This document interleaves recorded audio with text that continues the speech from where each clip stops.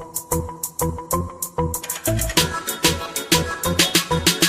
don't need Netflix, you don't need cable. Hop on YouTube, welcome to the hood table, where we chop up local and global events vocally. You don't really wanna miss out on these conversations. Just joke a little, laugh a little, get that wine in your system, fill your glass a little. Expose current events, talk trash a little. You never know, these opinions might clash a little. They addicted to the content, got them binge watching. You don't like it, then you want invited. Bet your friends watching in the house and in your job parking lot before you clocking. They don't wanna miss a second of this HT content. Everybody think they got something to say, so it's an open invitation, bring it to the table. But if you come whack, just know we ain't buying in. We gon' probably turn your back and tell you sorry, try again.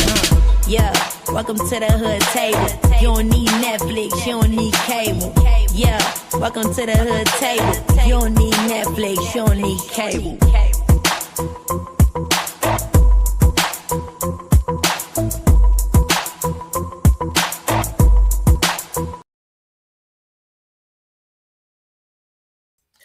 Hey, what's up, everybody? What's up? What's going on? How are you doing? Welcome back to the Hood Table one more again.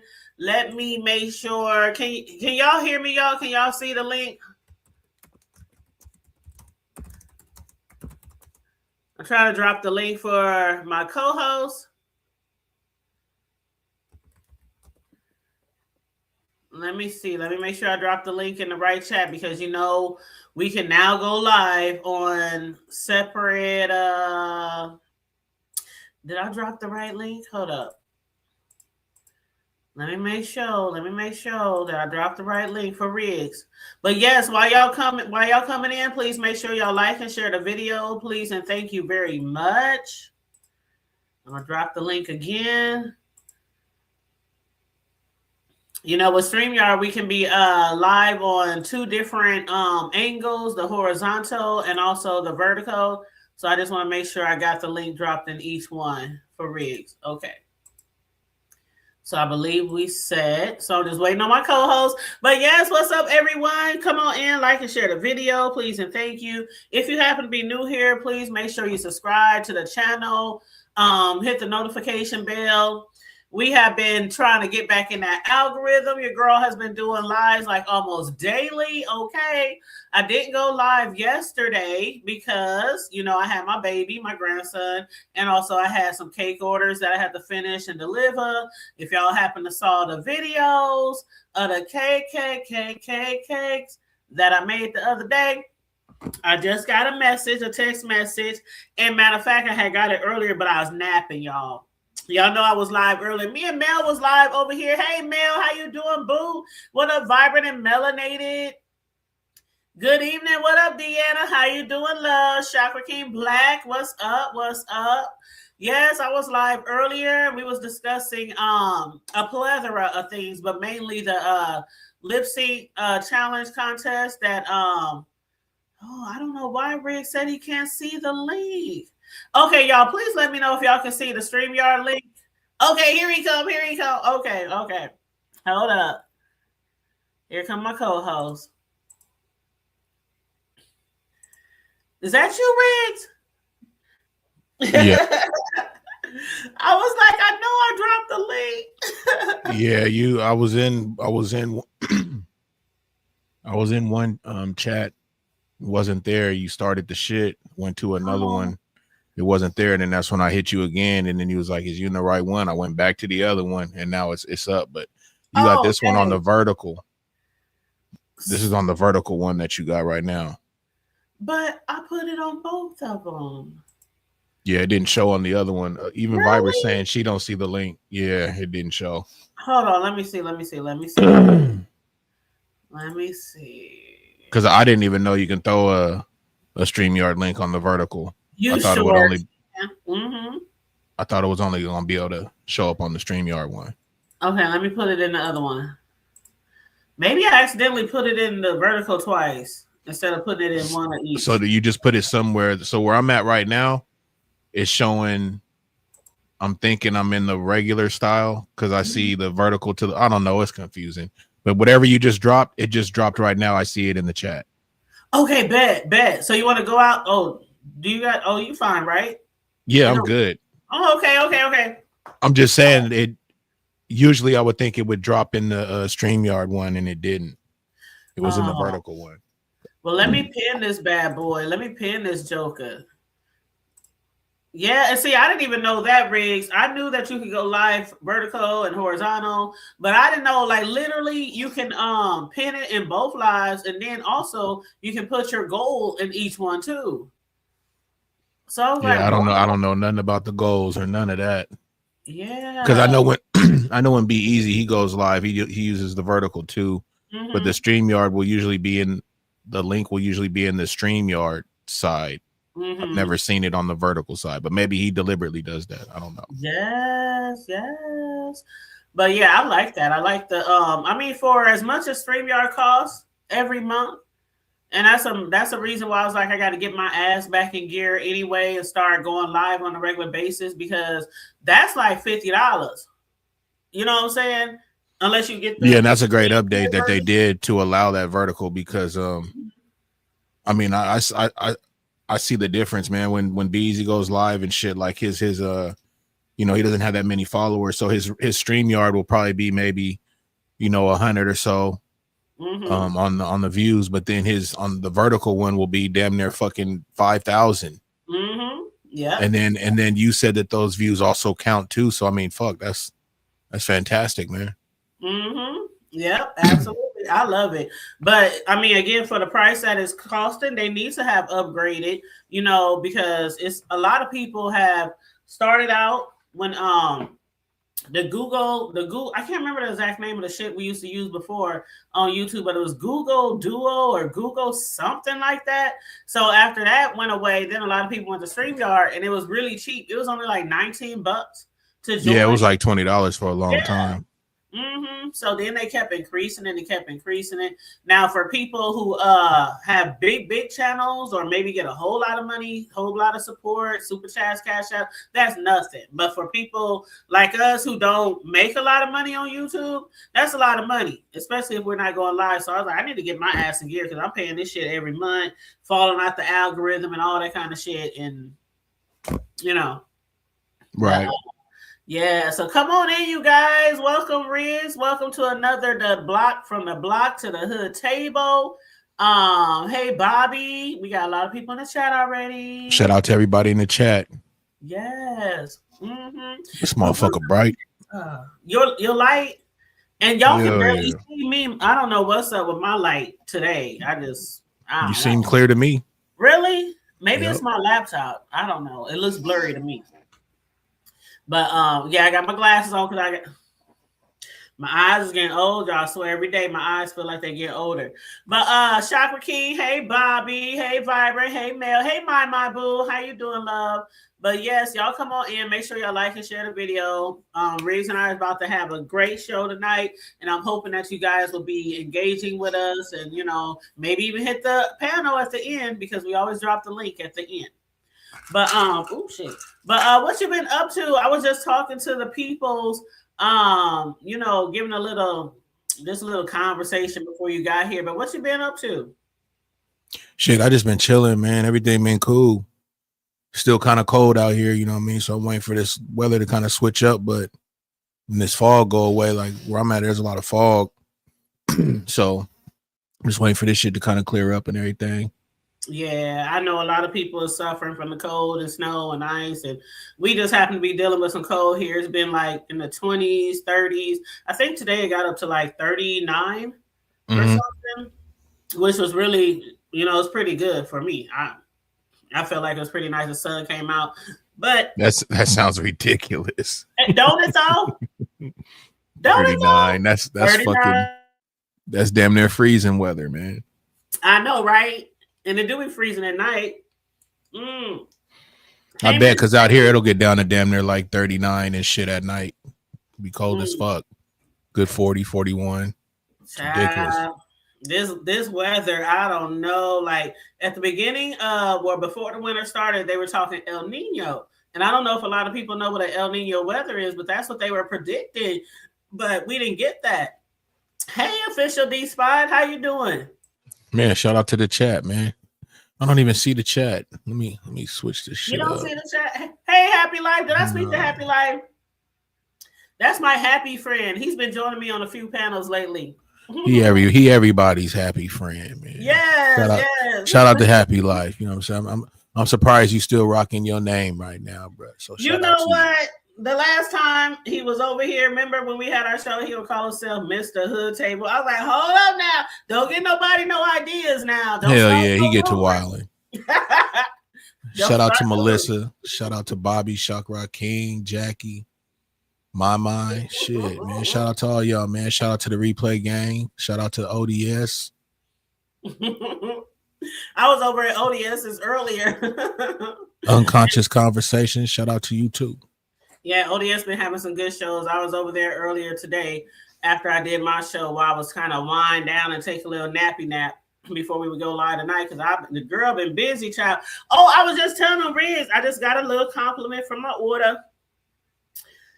And oh my God, I wish I could have took a picture of the ladies who I did that order for this weekend. They're so beautiful. They were twins and they're 60 years old. And I never met them before, but I heard their names before because, you know, our city ain't tremendously huge, but I never met them before. And they were really like small frame women, but really tall. And they both had really long hair down their back rig and it was gray. Dope. And I'm like, you know, that beautiful gray? Man, that's dope.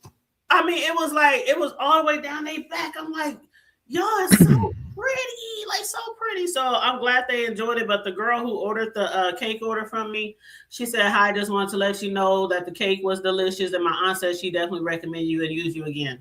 So that's things like that does mean so much to me when I do my cake orders. And I don't know if you guys got to see it. You said you do that was the white one, right? That said 60 on it. Yes. Yeah, it was nice. It had like the pearls and shit on it. Yes, Riz, and I'm telling you, that cake took me through some shit, okay? Because, you know, it had that fondant on it. And that fondant, you know, that fondant is hard to work with. And that's that wrap around it, right? And I didn't have my boys here because normally when I do fondant cakes, I have to have a big, real big, thick rolling pin, right? Mm-hmm. And you got to roll it out like dough, but it's so much thicker and stronger than dough. So it takes a lot of arm and wrist and all that. And you got to mold it. And oh my God, it took forever. And then, but at the finished product, it's always worth it. The finished product. And for the people who didn't get to see, I'm going to show y'all real quick what the girl was working with this weekend. Okay. And then we're going to get all into this show. But yes, I was glad to hear that because a lot of times people I make stuff for. And again, y'all know I don't even eat cake. I don't like cake like that. I like pies and other things, but I don't eat cake. So I don't ever taste my cakes. I don't ever taste my frosting. I just do everything by heart after years of doing this stuff. So when I hear good feedback from people, I'm like, yeah, girl still got that shit. I know that. Your audio went out. Oh, maybe they want some bling on their child. When my customers say they want some bling on their cake. Okay.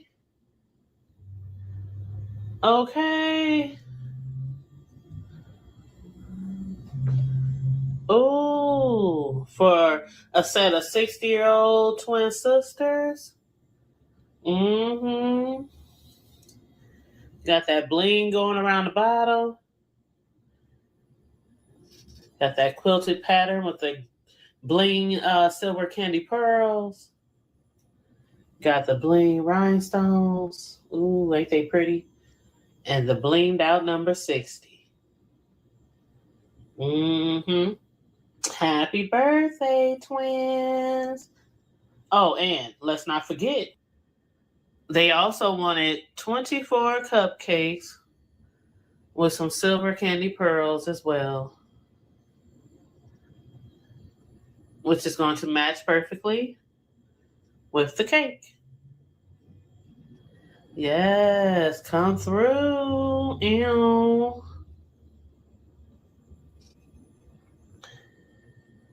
I just love how well it turned out.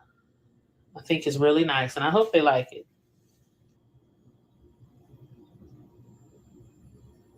All right, you guys. Dropping off another order for a birthday party venue for some 60-year-old twin sisters. Here's the cake that I posted earlier that I made. And then back here are the cupcakes that I made as well. Colors is silver and white. So we got some silver edible candy pearls in the cupcakes. And then, of course, silver and white cake. And they are behind me getting ready for this party, so I'm about to get out of here. But there's other things here that look really delicious that I did not make.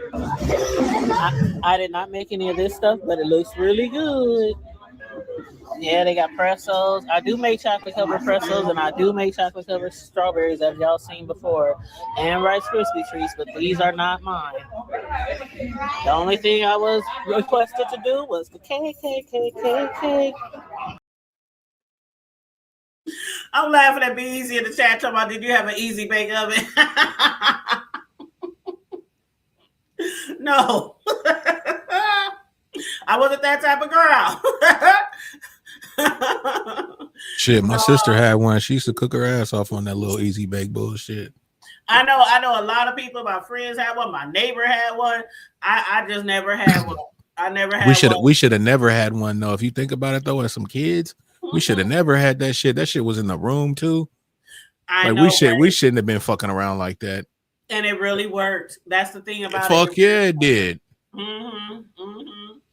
But yeah, thank you guys. I always love having great feedback because a lot of my customers, like the lady who I just made the cake for, one of them, the person who ordered it, her mom, and it was her mom and her auntie, and she was like, I ain't never met you before, but everybody was recommending you, and I'm just hitting you up, and I trust you, and people gotta trust you, Riggs, when you tell them how much them shits cost. And I need the money like in a few days to book, okay, and I need the rest 10 days in advance, and I need, you know what I'm saying? So it's good to have that type of, you know, business and character and trust in your community for people to just drop bands on you and they don't even know you. Like, I'm a home baker with a cottage license, so, you know, but Easy said, is it sacrilegious to not taste your own food? I don't know about that because it's been working for 15 years. It's been working for 15 years, child. So I don't eat cake. I don't taste it. I don't taste the frosting. None of that. But when I first started off, and then we're going to get right into this shit, but I don't want to dwell on that too long. But when I first started off, what I did was every recipe I had, I would take it to nursing homes. I mean, I went everywhere. Nail salons, beauty salons, barbershops, churches, friends, family.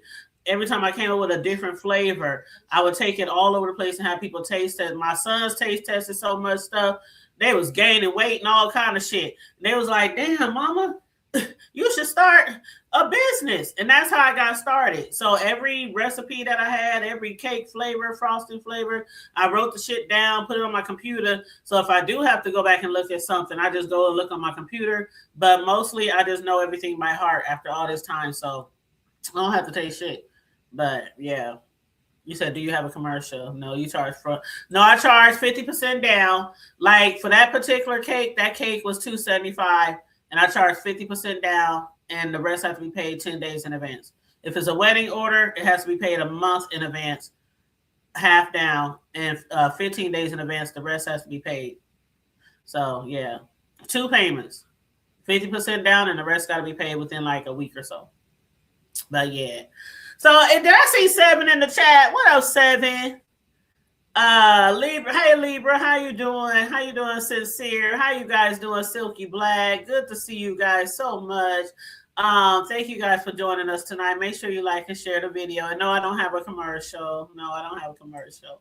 But so let's get right into this, y'all. We got some things to discuss tonight. It's been some events that occurred. And a lot of things going on in the world, in the community, on and off YouTube, social media. And so me and Riggs and I, we like to discuss relationships sometime in different aspects from a guy's point of view, a woman's point of view. And so tonight's discussion, you guys, is going to be about standards versus self-esteem. Now, I want to really talk about this because I'm a woman of a particular age, okay? And I am single.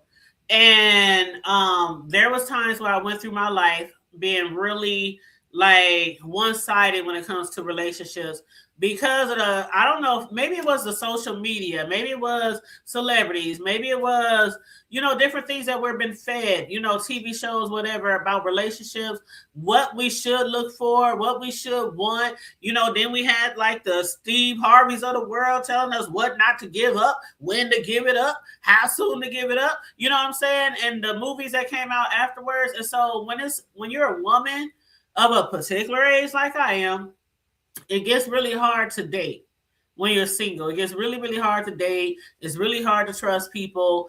And then if you've been out of the dating game for a minute, that makes it even more, you know, harder. And you kind of scared sometimes. You kind of don't, you know the right things to do, the right things to say. And you don't know always what you should consider your standards anymore.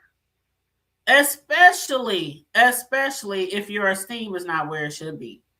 If your esteem is not where it should be, and the standards that you might have had it in a teenager, 20s, 30s, you know, once you get to them 40s, y'all, once you get to them 50s, y'all, some people try to hold on to these same standards that they might have had when they were in their 20s or 30s. And we talked about them before, Riz. Like before, when I was younger, you got to have this, that. You got to wear this type of shoe. You got to drive this type of car. You better have some bling. Your hair got to look like this. You got to be this color, this tall, this, you know, stuff like that. But when you get to a certain particular age and you get back in that pond and start dating again, it gets kind of difficult because you're like, where should my standards be right now? And so I want to talk about self-esteem and I want to talk about standards because a lot of times I feel like our standards are becoming kind of non-existent the older we get. And I'm not sure why, but I think it has to do with our esteem, how we view ourselves, how we see ourselves, especially if we're single. Because we spoke about this before, how some people feel like if you're single, like I was talking to somebody the other day, and they said, somebody told me that, you're single, you'll find somebody soon. It'll be all right. Like, did y'all see why I posted the post that I posted the other day on my community wall? Riggs, I don't know if you saw that post that I posted on my community wall. But I saw it. It was really funny, and I saw it on my Facebook. One of my Facebook friends had posted it, and so I reposted it, and I also posted it on YouTube. And it says, "Stop asking single people if we are okay." Yeah, I did see that. Yeah. Mm-hmm. I was like, we been good. Are y'all okay being stuck in the house with a motherfucker y'all don't like? I had to post that because, Riggs, a lot of people feel like single people are depressed. We're sad all the time. We're lonely all the time. We're like, woe is me all the time. Oh, God, please, when is Mr. Charming going to come? You know, stuff like that. And a lot of people are more miserable than single people because of their relationships.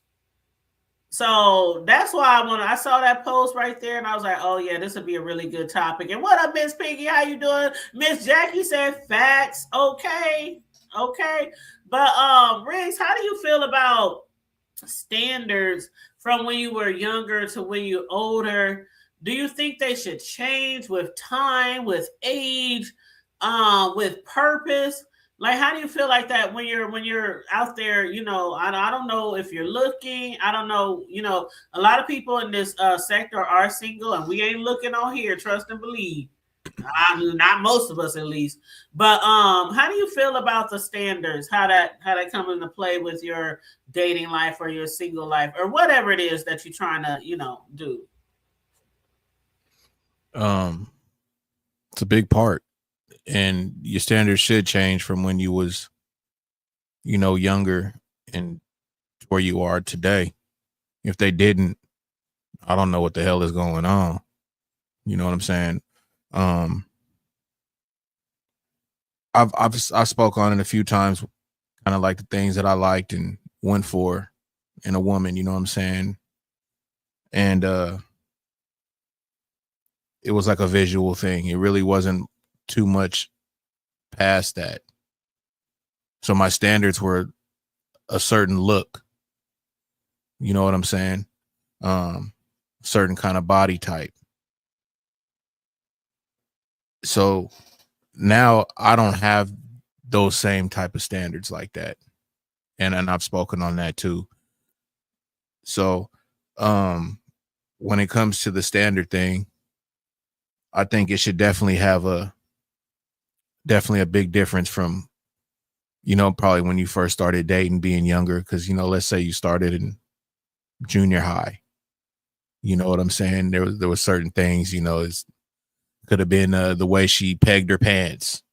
It could have been, the Guess jeans she was wearing, or you know what I mean? Like those could have been your standards, like looking like certain, girls you seen on, videos and movies, you know what I'm saying, that you like, they would resemble that.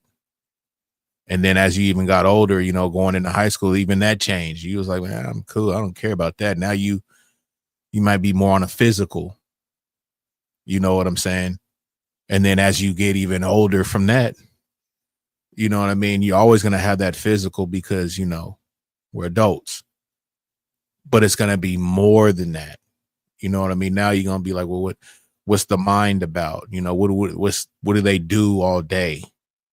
Are they just fucking bullshitting, smoking, drinking, and, got no type of life, no ambition? Now all those type of things will come into play. You see what I'm saying? So like prior to that, you don't care about those things. You know what I'm saying? You just kind of, what they say, YOLO, right? You only live once. So you just fucking, doing your thizzle. So, yeah, definitely that. And I'll wait till you touch up on the self-esteem thing, because what you said about that though was pretty strong with the you got to make sure yourself is right. If you ain't right, you can't be right for nobody else. And your self-esteem is a big part of that. I haven't really been, well, I'll wait till we get to that and then I can kind of give my side on that, because I can touch on that, you know what I mean? Because that's probably part of the reasons why I haven't really been out there trying to jump into something, because I just been through, a lot of like deaths and shit like that, and my mind just ain't been right. You know what I mean? Like, I'm not the same person I usually am. You know what I mean? Mentally. You know what I'm saying? So like, I got to get that back before I can really like try to fuck around and be around somebody else, give them my time. You know what I'm saying? Because as of right now, it's almost like a baggage type thing. You know what I mean? So the self-esteem, you definitely got to have that all in the play. You got to be yourself. You got to be right. You got to be right. But go ahead, Hood Table. No, you're absolutely right. You're absolutely right. And hey, Miss Piggy. Miss Piggy said one standard I have that has not changed. Yes, that man, a JLB and a ride. And that's another thing, Miss Piggy. Like I back in the day, I every guy, I mean, it was, I don't know, I think it was just like social media. Even back in the day when we didn't have all the internet and the TikToks and the IGs and all that kind of stuff, growing up in the hood, it was like all the girls wanted to be with the ballers. He had to call my car. It had to have 26 rims. It had to have the beast in the back. It had to have, this, that, and the third. And so a lot of us was used to that particular shit. And then we would see the girls, like sometimes it was like, with me personally, like I said, I've never really been really all extra feminine. I've never been really that, but at one point in my life I thought that's what I should be. And that, I don't know if that was a self-esteem issue, if that was just trying to follow the trend or trying to be like somebody else. I don't know. But when I look at hindsight, I don't think it was that much of self-esteem. I think it was just, it was just the glamour and the beauty and the things that was presented to us. Like girls back in the day, they was doing everything they can to be a certain size. They're doing everything to be, like we saw it back in the day. A lot of girls, especially in the 90s, they was doing so much stuff, working out, working till they damn near killed themselves, binging, all these different diets and all kind of stuff, trying to be like fit this perfect thing for a man, because that's what society was teaching us. And society was teaching me that I have to look like this, and I have to have the nails, and I have to have the lashes, and I have to have, all this kind of stuff. But it wasn't me. But then, when I hang around people, like I was telling y'all about my bestie. My bestie, when I was coming up, like she used to always try to get me to be dressy like her, Riggs. Like she's very glamorous. I'm gonna have her come on here one day. She is so glamorous. If y'all saw her, y'all be like, and she lives in Florida now. She moved to Florida like 10 years ago. But I mean, she is so glamorous. The people down in Florida can't even take her because they like, who is this bitch down here from the Midwest? Like she walk out the house and it's like she's just giving, no matter what she wear, her hair, nails, everything. And she was like always trying to put me in a dress and stockings and all this kind of shit because it was like what a lot of guys were attracted to. But then I have to look inside my inner self and be like, I have to be good enough. I have to think highly enough of myself. And it wasn't a self-esteem issue, but I just thought that's what all the guys wanted. And so I was putting on this facade and putting on this mask, covering up who I really was. I'm like, fuck this shit. I'm Tanya. I'm the hood table. I'm the cake lady. You gonna take me or you gonna leave me? I'm not gonna be on your arms dressed up in pearls and jewelry and all that kind of shit. I'm a laid back, cool chick from the hood, and I'm a tomboy. And this is what it gives. So sometimes you have to realize who you actually are on the inside, and you have to believe enough in yourself that people who are supposed to be attracted to you will be attracted to you. And that's just one angle of my different personalities and things that I discuss on here. Like I don't want to be like the next girl. I don't want to be somebody else. I want to be me. I'm always going to be me. And I can't be replaced. I can't be duplicated. I can't be replicated. So that comes with a lot of self-esteem and a surety in yourself. Now, when it comes to the standards, okay, I might be assured of myself, but I also, as far as these standards, I think a lot of times with standards, we always want to like put people way up on a pedestal, and that backfires sometimes. It does backfire sometimes because we're looking for somebody who's way up here, and we're not even up there. Like I hear a lot of ladies, a lot of homegirls, and I just look at them and I just be like, child, you don't want to hate on your homegirls, but you got to keep it real with them. Like, okay, girl, okay, you want this man to have all this money and you ain't got 1 degree. You want this man to have all this money and you live in like paycheck to paycheck, like a lot of us. So I think our standards have to be high, but I don't think they should be so challengeable to make a man have to go through a lot of loops and hoops and shit to be with you. Because some men on the flip side, they don't want to have to go. They want to meet you at the table too. They don't want to have to take care of everything. You, your kids, your home, and all this kind of shit. They want you to meet them halfway too. And that's what I'm noticing a lot in the 2020s, when it comes to relationships and shit. So I think our standards should still be up there, but they shouldn't be so high that it's hard for people to achieve to be with us. Now, on the flip side, it shouldn't be so low either till you just be with any ass fuck ass motherfucker. Yeah, you definitely don't want to have your standards to the point where you just getting kind of walked on because maybe you done been single for a while and you may think, oh, well, there's nobody maybe out there for me, so I'm going to just settle. That word settles a motherfucker. So you got to always, definitely have some type of standards, man, because other than that, you're going to end up letting something in your life that, like you said, hood table, like some people think being in a relationship is better than not being in one when it's going to actually cause you more fucking grief and fucking, bad nights, being with somebody that does you wrong, you know what I'm saying? Or you may think they out there doing something, you know what I mean? And just disrespecting you, you know what I'm saying? Like that's a horrible feeling. So would you rather have that type of feeling and knowing that somebody may come around every once in a while and be around you? Or would you rather go to sleep every night knowing, you know what I'm saying, you respecting yourself, you're being respected, period, because you ain't letting no trash in your life, you know what I'm saying? And plus it's a good look. When people see you out there hood table and you carry yourself a certain way, but then they see the type of partners you have, it looks really fucking funny. Like I've seen a lot of that, you know what I'm saying? And it's actually changed my view. Like I said, man, I judge, my nigga. I'm not gonna be one of those motherfuckers that be like, oh, I don't judge, only God can look, we judge, bro. If you one of them people that say you don't judge, use a motherfucking lie. And my perfect example is, let you be at a stoplight and you see a motherfucker in the city, you know what I'm saying, take a shit right there on the side of the building in front of God and everybody. And you tell me if you didn't judge that motherfucker for doing that, period. But, you know, when I see people, man, and they carry themselves in a certain way, and then you see what kind of people they, you know, involve themselves with and give their body to and all kind of shit like that, bro. Nigga, my whole fucking perspective on that motherfucker changes. I'm not gonna disrespect them and talk crazy and shit, but there's a lot of shit that ain't gonna be allowed, you know what I'm saying, coming from your mouth to anything that I'm fucking doing. You know what I'm saying? Especially when I see how you get down. I mean, that's just straight up. So would you rather be that motherfucker or somebody that, you know what I'm saying, know your worth?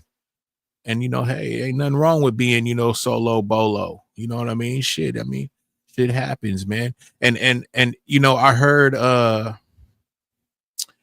statement like, if you're not married, you can't tell me anything about a relationship. And the thing is I can understand where you come from with that, right?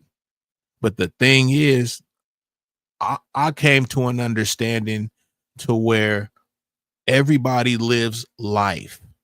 Sometimes you get a good partner. It's the luck of the draw. I don't think it's anything to kind of be like, hey, you know, I'm better than you. Just happen to fucking get it right, you know what I'm saying, with your, you know, person that you dealt with. And there is a lot of stories like that. But there's more stories that aren't like that, the majority. And that's why you'll hear the majority of people that speak aren't married and all, you know what I mean? There's reasons for that. But I'm a firm believer that there is somebody out there for everybody, right? And the thing is sometimes you don't meet that fucking person that you think you met. We've talked about it, Hood Table. You meet somebody and we're like, fuck, man, everything was great. Now all of a sudden it's going into shambles because of our representative, right? So sometimes you may meet a representative that is fucking that representative, man. And they're true to it. There's no gameplay. I've said it plenty of times. I'm not saying I'm fucking that guy, but I did not want to be the type to where my son would come home and he didn't see his fucking mother and father there. I did everything I fucking could to be there, but I'm not going to take any type of disrespect or have a household that's just in a fucking rage. So when I hear certain things, I do understand where they're coming from. Fuck yeah, I do. But I also got to say this. Sometimes you it's like you hit the lotto, man. Sometimes you found that good motherfucker. You know how many good people, men and women, are out there, Hood Table, that get in relationships and they get fucked off by the other person? They was the good person. You see what I'm saying? So for you to make statements like that, well, what about that good person that got fucked over? They came in with all good intentions. You know what I'm saying? And that's why I really like these shows that we do, because I see shit in these YouTube streets, and it could be characters, it can be a play, it could be whatever. But I know that the type of shit we talk about is real motherfucking spill. And this shit really be going on in households and all over the fucking world. I don't care what nationality you are. Some nationalities, it go down even harder. You know what I'm saying? Because their culture. But just straight up though, man, like, ain't nothing wrong with fucking chopping it up and having these type of conversations, y'all, and really getting down to this shit, because you can see how these motherfuckers move in these YouTube streets, and they need to borrow some game. I'm not no fucking psychiatrist or none of that shit. I don't got no degrees and shit like that. You know what I'm saying? But I have went through conflict resolutions and all kind of shit. You know what I'm saying? Some shit I had to do. So I done got a little bit of game on certain things. You feel me? But it's at the same time, you see motherfuckers out here, man, they ain't right. They mental is all fucked up. sometimes it's hard to fucking even be around the shit and see it, because it's just like, what the fuck is what the fuck? You know what I'm saying? Mm-hmm. And they need a bar of this shit. Sometimes, like, you know what I'm saying? I think some of these motherfuckers need to get a little bar of this from the block to the hood table, man. We may only get our little 10s and 15s and 20s or whatever in the chat, but shit, y'all may need to tune into this shit, man, because what we saying ain't on no bullshit, man. We ain't running no plays. We ain't saying no dumb shit, no stupid shit. You know what I'm saying? Some of this shit you can take in, man. And we ain't trying to say what we saying is right. We always say that. There is no fucking right answer. But the thing is we having the conversation, man, and we come together with this shit. And we ain't fucking some fucking dumbos, you know what I'm saying? Like, that's what I don't want. I don't want no fucking dipshits or none of that shit coming around, because they ain't gonna do nothing but fuck up the whole thing that we got going on. Derail everything. Think everything's a fucking joke. But this shit is all real shit, man. I got off on one. Go ahead, Hood Table. On you. No, maybe I need to take a dab in a minute. You know what I'm saying? Okay, we're gonna be taking something in a minute. Go ahead. Like, you was really, he was getting down, y'all, right? They like, ooh wee, come through, conflict resolution. Okay, let me read some of the chat. Hey, Miss Jackie. Sometimes the street degree is just as important, because you have a book. Mm-hmm. You got book sense and more street sense. Yep, and it all goes hand in hand.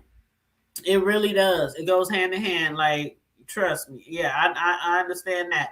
Bobby said you outgrow people and need changes. Absolutely. That's a fact. You got you know, when you, I don't know. Okay, let me talk about the settling. Okay. Now, I want to say that a lot of people do have this fear of settling. A lot of people do. Because some people feel like, if I don't set my standards high enough, then I can get in a fucked up relationship. So they feel like, if I get this person making this much money, if I get this person who looks like this, if I get this person who ain't got no kids or whatever, I'm going to be good. So they set their standards so high because they have a fear of settling. They have a fear of lowering their expectations because they're scared that they're going to introduce the wrong person in their life. And that's not always true. When we talk about settling, there's certain things, like they said in the chat, they got to have a car, they got to have a job, right? That's like you got to have shelter, right? And you got to have wheels. Like, this is not like in the olden days where everybody walked everywhere. And you know what I'm saying? Like, especially if you're in a big city and you're trying to go dating and things like that, that is such a turnoff. It's such a turnoff. And a man, I feel like a man, and I said this before, I feel like a man, as my grandma used to say, a young strapping man, men should be hard workers. There's nothing out there a man should not be able to do. And I'm not saying y'all got or anything like that, but when I look at like some of the things I see, even online, some of the shit that I see, and I'm like, one thing I try to instill in my boys is I was a hard ass fucking worker growing up. So I'm definitely not going to deal with no motherfucker who don't work just as hard as I do. I mean, I don't remember the last time where I just had one job. Even in high school, I was working at McDonald's and I was working at Burger King across the street. I would take off one uniform and throw on the other uniform. That was back in high school. When I got older, I was working at 2, 3, 4 different telemarketings. I mean, working all day, split shifts overnight. I always had that hustling background to try to get away from the poverty that I experienced when I was growing up, because we were an impoverished family, well below the income line. So, we needed a lot of resources, things from the government, including WIC and the milk, cheese, eggs, all that bullshit you get. Welfare, food stamps. We needed all that shit when I was coming up with my parents. And so I always wanted to be a hard worker, and I want to set that example in my sons. Like, you ain't gotta have one job. What, that one job ain't paying your car payment? That one job ain't paying your rent? What you gonna do? You healthy, you strong. It's 24 hours in a day. What you gonna do? Get you another motherfucking job. Like, you shouldn't be out here bumming and begging and shit like that. You a whole man. There's so much shit. Like when I talk about my stepdad and all the jobs that he had, which didn't produce a whole lot of money, but all this shit together did help us survive. He was cutting grass, working on cars, moving people, hauling people. I be telling niggas, get a truck. Go buy you a cheap ass truck and start advertising on Facebook. You'll move people, you'll move furniture, you'll do this, you'll pick up trash, you'll take shit to the dump, you'll cut their grass, you'll shovel their snow. There's no reason why there should be any man who is healthy that should not be okay. A car and housing. You should not have to depend on no woman. You should not have to depend on your family. You should not be sleeping in your car. Of course, things happen, right, Riggs? Things do happen. People lose their jobs. You know, people get sick. But I'm talking about in a normal situation. In a normal situation, you need to at least meet somebody halfway. And that's why a lot of, especially women of a particular age, they have a fear of settling because they think that their standards might be too high, even if they ask for things like they said in the chat. Oh, he ain't got no house. That's okay. That's okay. He ain't got no car. He gotta walk to my house. It's okay. No, there's to be certain things that you should expect in a person. You making $500-$600 car payments, or you didn't pay it off your car. You working 2 jobs to get around. No, there are certain things I feel you shouldn't settle for, but I also feel like you shouldn't set your expectations so high where people can't meet them. And then you have this fear of settling.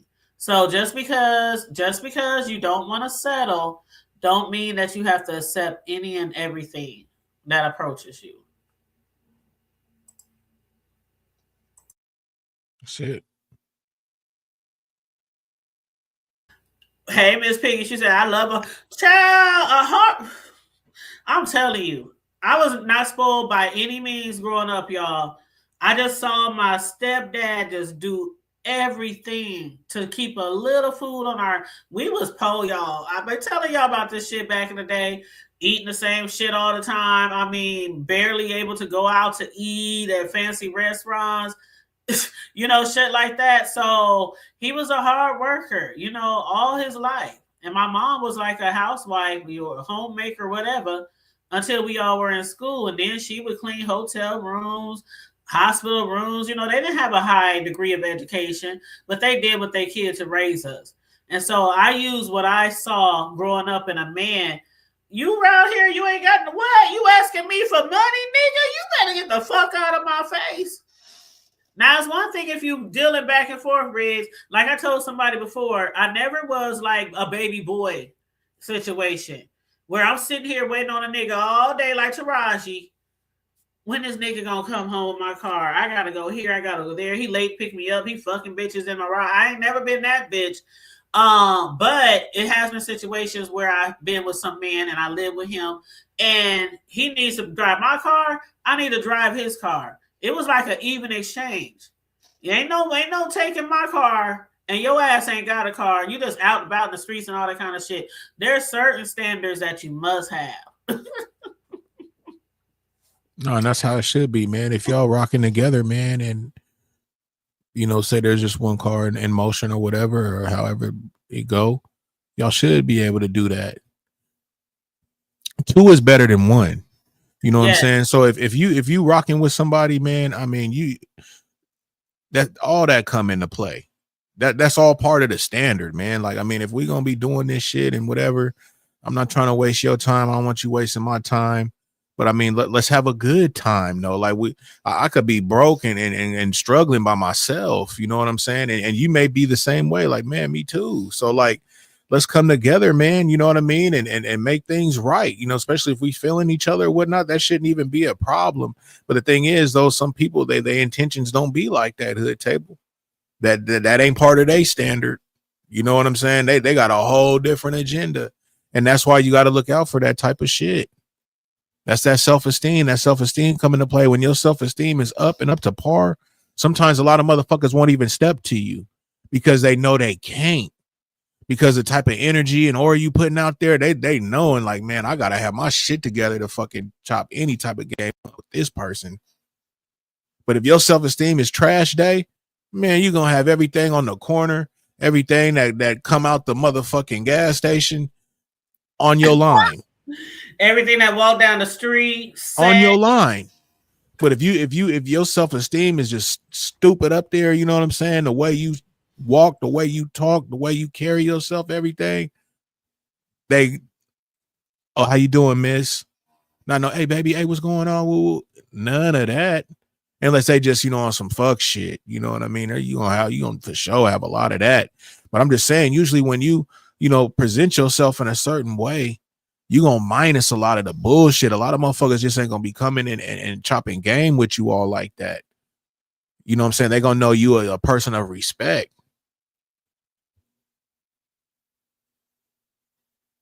Absolutely. And Vibrant said, make sure you meet.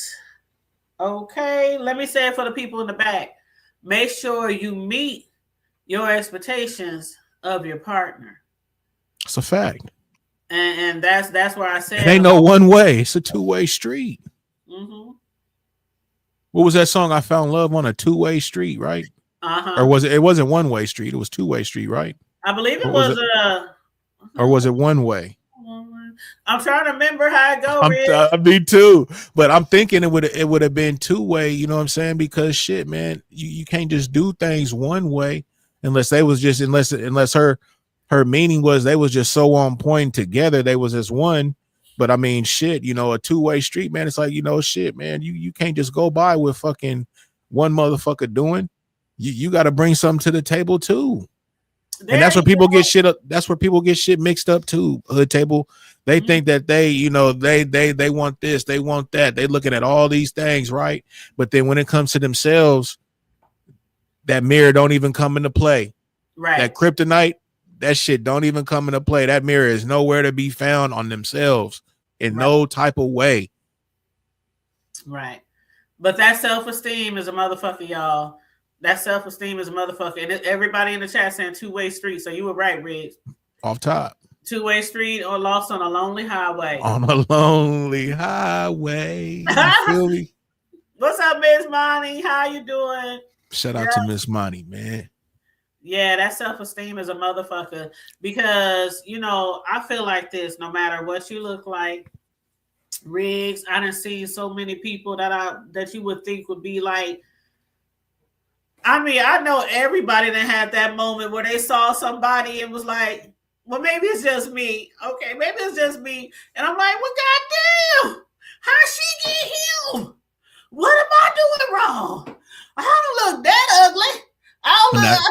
And that's the thing, hood table, that's life, right? Sometimes you just happen to be at the right place, right time, and then you score, man. Everybody ain't rich. Everybody don't come from a certain background. I mean, that's just what it is. So that's why I'm saying sometimes when you hear certain people say things, it's cool, but don't think you can't be in that situation either. Just be thankful that you didn't have to go through that type of bullshit. You know what I'm saying? Because everybody can't be wrong. Right. You know what I'm saying? They're the period. You know what I mean? And it's just sometimes people, they put into certain people, man, and they expect certain shit. And their heart be too good, and sometimes they be blinded by certain shit because maybe a motherfucker's game is so cold. So they keep them, you know what I'm saying, on some Stevie Wonder shit. And then when they finally get that awakening, you know what I'm saying, they go ahead and they cut the fuck up out of there. Yeah. But I mean, that's just what it is, man. That's like real shit. So I would never be the type to be like, hey, you can't tell me shit because you ain't whoop-de-whoop.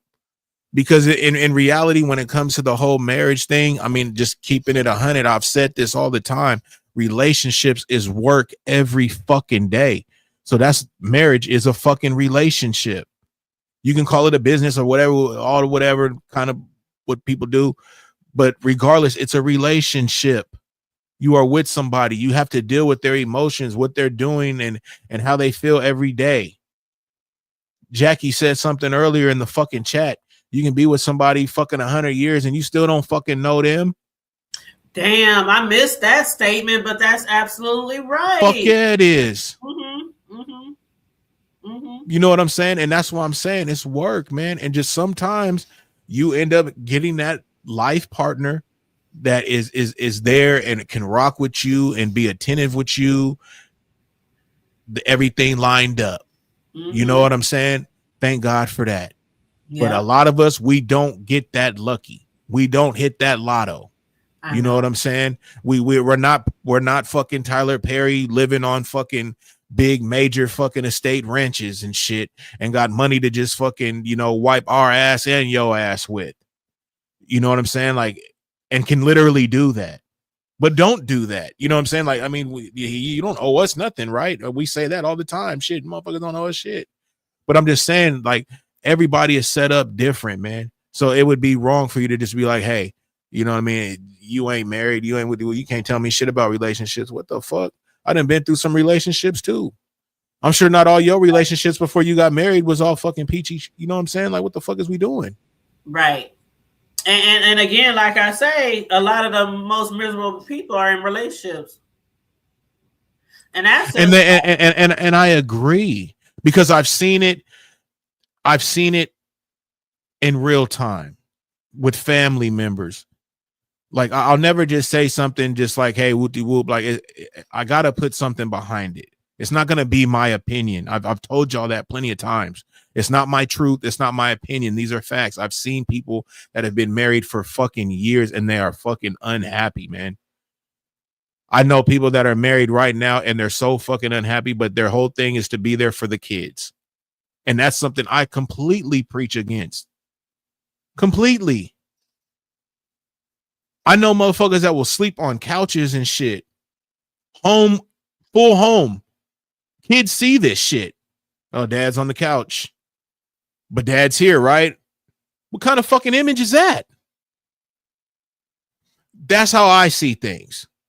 Not, like I said, nobody, my way ain't the right way. They way ain't whatever. Different households, different. It is what it is.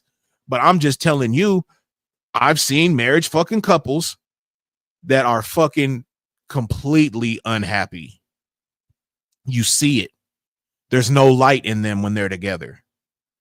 Even the good times, it ain't genuine. And I'm gonna just leave it there, man.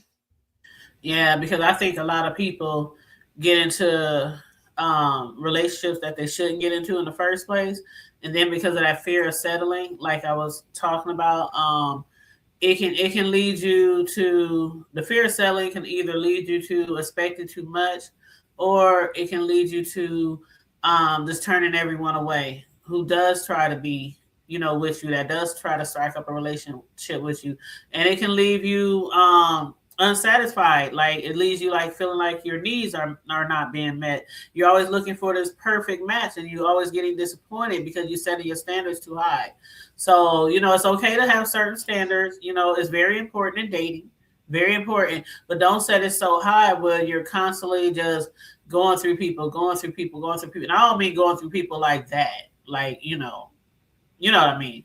But just like, not willing to give people a chance, somebody who might be a great person, but because they ain't driving this car or they ain't working here or making this much money, shit like that. Everybody doesn't fit this mold. And I blame it on society a lot. But we have to take in consideration, too. We are grown.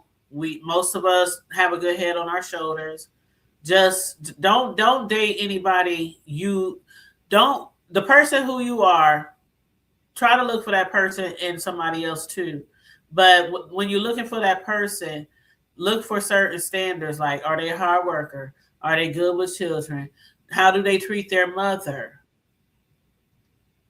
You know what I'm saying? Certain things like that, especially as women, how do they treat their mother? Do they take care of their kids? If their kids are young, do they pay child support? Like when I met my second son's dad, I was telling people that he was in a relationship before me, and he was married, and he had got a legal separation.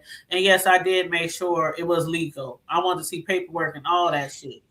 So he had a legal separation, and we did that before we moved in together. Because I'm like, I'm not gonna be living with no motherfucker. It's bad enough you already married, even though they have been separated for a long time. They had a legal separation. They ended up getting it finalized like a year or so later. But when I first met him, he had younger children, and those children were with him every other weekend, rain, sleet, snow, holiday, whatever. And so that was like part of the package. I had one son that was part of my package, and so he came with children. I love that. A lot of women be like, I don't want no man with no kids. I love that. He had his children like clockwork. He did child support. He did all the extra shit. He was with them on holidays and just all the things, school functions. I love that. I see women rigs. I'm gonna add TC on here. Hey TC, beautiful. Hey, good evening, y'all. Hey baby, I'm about to be done in 1 second. Mm-hmm. I see women rigs that will. Oh, you got some feedback, TC. Really scratchy. Really.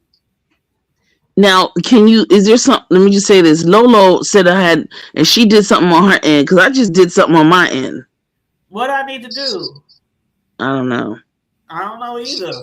What she did. She did something and it went completely away. When you come up, TC, do you have one device or two devices? I just have one. Are you sure we're not playing? And you don't have nothing on the TV of this or nothing? No, I'm watching CSI. Somebody say echo cancellation. All right, let me go back down there. Okay. It's already checked. I got it checked. So maybe I already got it checked, Miss Monty. All right. Are you on an iPhone? Of course not. Oh wow, shit! I don't know. That was my troubleshooting. No, I'll go back down. Let me check the echo something. I just want to say something to Vibrant real quick. Vibrant, I don't know if you have any kids, but what you are saying is completely on it. And if you don't have kids, that goes more to what I was saying when certain people feel you have to kind of go through certain things for you to tell them something. Like, hey, if you ain't whoopty whoop, you can't tell me shit. What she said and how kids do react, and it could be maybe something that you may have went through. You know what I'm saying? I don't know if both of your parents stayed together or whatnot, but everything you just said right there was spot on. And kids do see that and sense that. I can say that coming from a household that my parents did divorce. I've had step parents and shit. I felt the shit, you know what I'm saying, when my parents was fucking, you know what I'm saying, separating. They was still in the house, whatnot. But I felt that shit.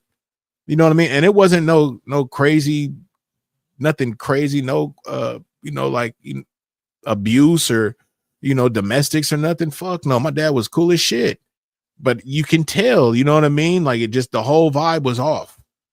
And kids, they do see that shit. And if you do things right, the kids would fucking definitely, like you said, Hood Table a couple streams ago, would appreciate that because they know that their parents is happy. You know what I'm saying? If they are spending time with the dad or the mom, and when they come back to the other parent, you know what I'm saying, it's something to look forward to. You know, everybody's pretty much in good spirits. You know what I'm saying? That's a plus, man. And Byron just said she has no children and made those statements, man. I'm a father, and I know that's what the fuck it is. Mm-hmm. But I'm not gonna be like, hey, Vibrant, man, you ain't got no kids, man. I don't want to hear it, man. And see, that's what I say about relationships. Like, you do not have to be married for 50 plus years to get somebody some advice on relationships, because we know marriage can be an uphill battle. It can be, it's always give and take. You always got to meet somebody somewhere, and then you have to decide: am I gonna stay if something go wrong? If they cheat, if they do this. Should I leave them? Should I stay? I'm married, do or die, all this kind of shit. And a lot of people don't want to leave because they feel like it's to death do us part, motherfucker. I mean, it might be funny, but we even see it in shows and movies. I ain't going nowhere. And we just gonna be in this motherfucker. You know what I'm saying? Like, who wants that? I don't want that shit. But what I was gonna say about the children, Riggs, I have seen, and I'd never understand this, Riggs. But if you know a man got kids and he don't take care of his kids, and you date him and he move in with you and you don't never see his kids, and you fall for the, oh well, me and her don't get along bullshit. You and her don't get along. You can't find no way. We can't go to court. We can't do shit to try to make sure you get to see your kids. You ain't trying to see your kids. I'll never understand those type of women. who will be with a man who doesn't take care of his responsibilities. Because what's going to happen is, most likely, 9 times out of 10, if you were to have a child with him, guess what? Most likely he ain't going to take care of yours either. That's all facts, Hood Table. And see, the thing is there's a lot of men out there, and I'm not bashing men, but I'm a man, and I've been around men. You know what I'm saying? And I've got partners, man, that I'm proud of them because they turned a new leaf, because they was this type of man. But motherfuckers that would get with women and basically wouldn't really want them to be fucking with their kids because they wanted all the attention. You know what I'm saying? It was some weird shit. But I seen this shit. Me, I'm the type, I'm completely different. You know what I'm saying? If I get with a woman, man, and I know she got kids and I don't see her fucking with her kids or have any type of good relationship with her kids, I'm cool. Because I know I ain't got no fucking chance in the game. It may be good now or whatnot because of whatever, right, Hood Table. But at the same time, if you ain't good with your fucking kids, man, I know you can't be good with me.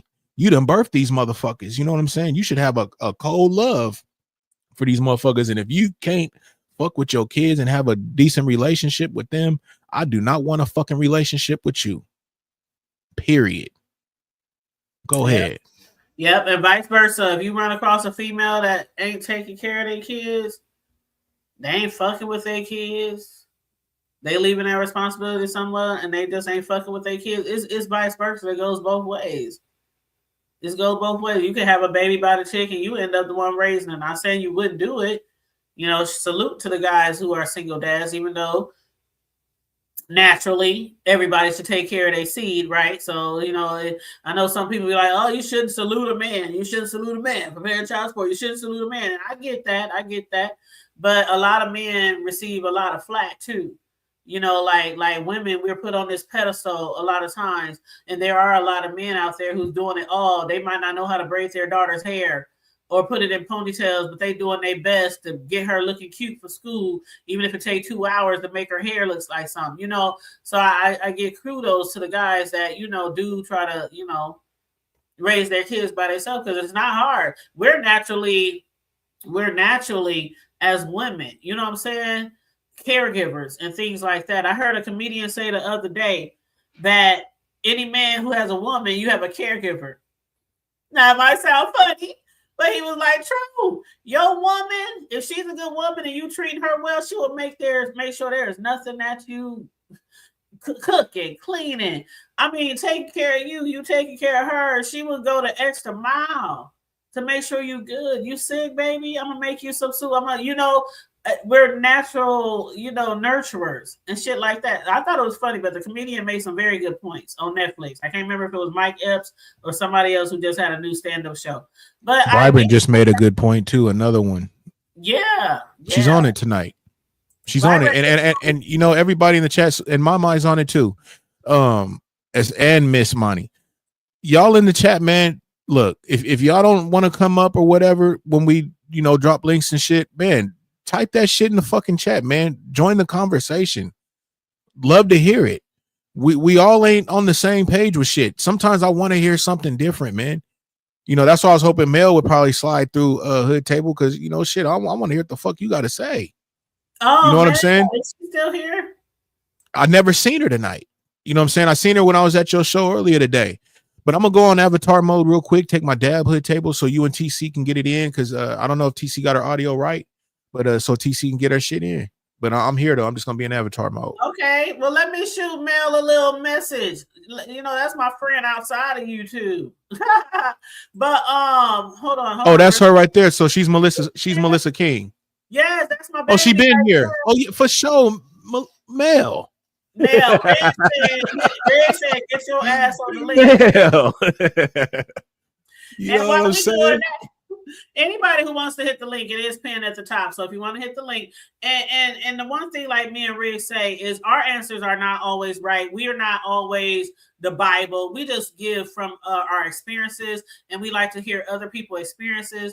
And in this life, we all learn.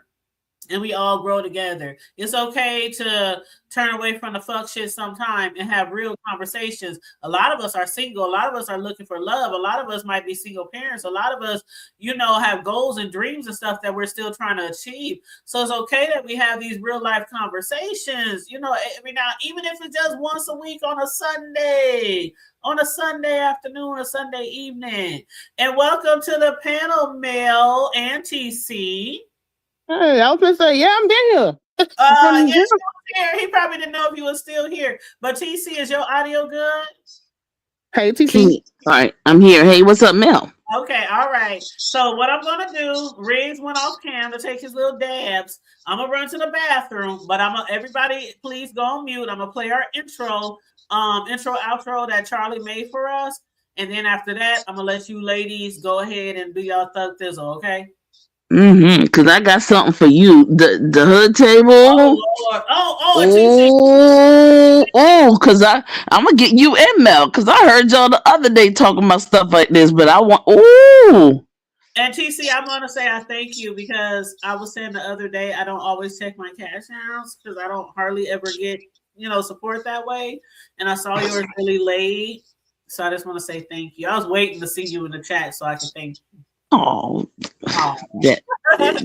it's only a token for what you and Big, what y'all do. So I appreciate it. So okay, everybody go on mute. I'm about to play I'm gonna run to the restroom, okay. This little intro song, and then we'll be back. Okay. All right.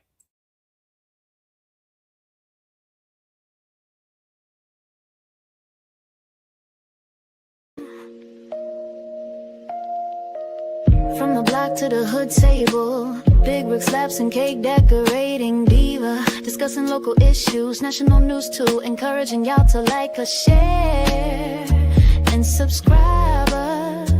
We bring the heat, keeping it real tight, from the White House to the gutter we report right. Welcome to the show where we break it down, from the block to the hood table, it's all around. Sexy side profile man, the one and only big rig slaps in the cake decorating diva, the one and only the hood table, with news you can't use and subjects that need to be spoke. From the block to the hood, from the White House to the broke, we got many different topics and subjects. Grab your seat, get your popcorn, let's get ready. Talking about everything under the sun, from education to health, we here to run. Engage with us, spread the word far and wide. Appreciate y'all, thank you for the support. We bring the heat, keeping it real tight, from the White House to the gutter we report right. Welcome to the show where we break it down, from the block to the hood table, it's all around. Sexy side profile man, the one and only big rig slaps in the cake decorating diva, the one and only the hood table, with news you can use and subjects that need to be spoke. From the block to the hood, from the White House to the broke, we got many different topics and subjects. Grab your seat, get your popcorn, let's get ready. Get ready, yeah. Sing that shit, Riggs. Charlie did a thing. Let that guitar play.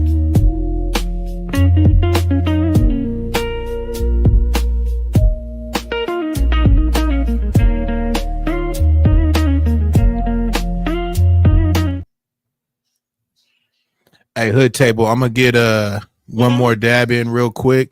But oh shit, it looks like they fixed it. Vibrant, I don't know if they still look like white circles, but I was gonna let y'all know that Vibrant said that the two guests, Mel and TC, y'all's avatars was white circles, and she was asking if y'all could fix it. But I'm looking at it right now and I see both of y'all's pictures, so I don't know if it looks good to everybody out there in the chat. But just so y'all don't look like, two white dots, you know what I'm saying? Y'all better than that. But I'm back on mute. When I'm looking on my cell phone, it does show white dots, but on StreamYard, it shows their avatar. Oh, shit, it does. I just looked on my phone. Yeah, it does. That's crazy. I don't know. Maybe StreamYard is just messing up because on StreamYard, I see their avatars. That's a fact. So I don't know, Vibrant. I don't know. But they definitely. I'm looking at them on the StreamYard, and they definitely got their picture. But now I'm looking on my other device, and they are definitely white circles. And I'm looking at us at the table, and we good. Our pictures is up. Yeah, and I even went to the live on the internet. I mean, on my laptop too. Oh well, the one on the vertical. Well, no, they're both gonna show. So I don't know. Because Yeah, I don't know looking what's up. I guess it might be StreamYard. They just might be tripping. For sure. Well, I'm gonna go on mute, so I'm gonna let the ladies do their thing. Okay, all right. And before they go, I'm gonna let TC go first because she was here first.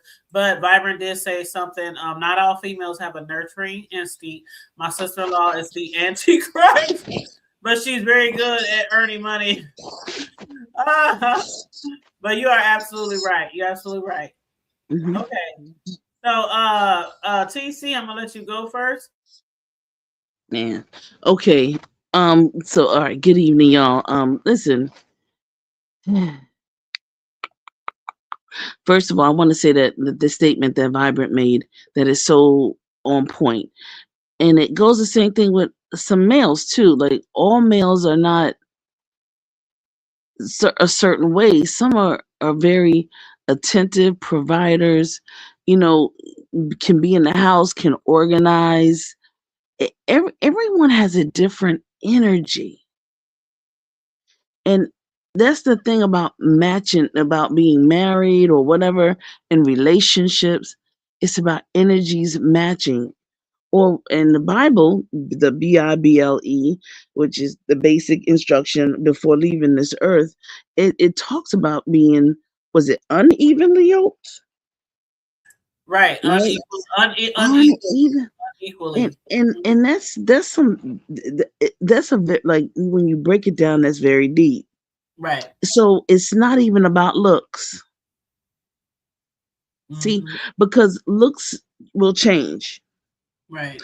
When we're younger, when we're older, when we life is life, and a person can have an accident and will change their whole.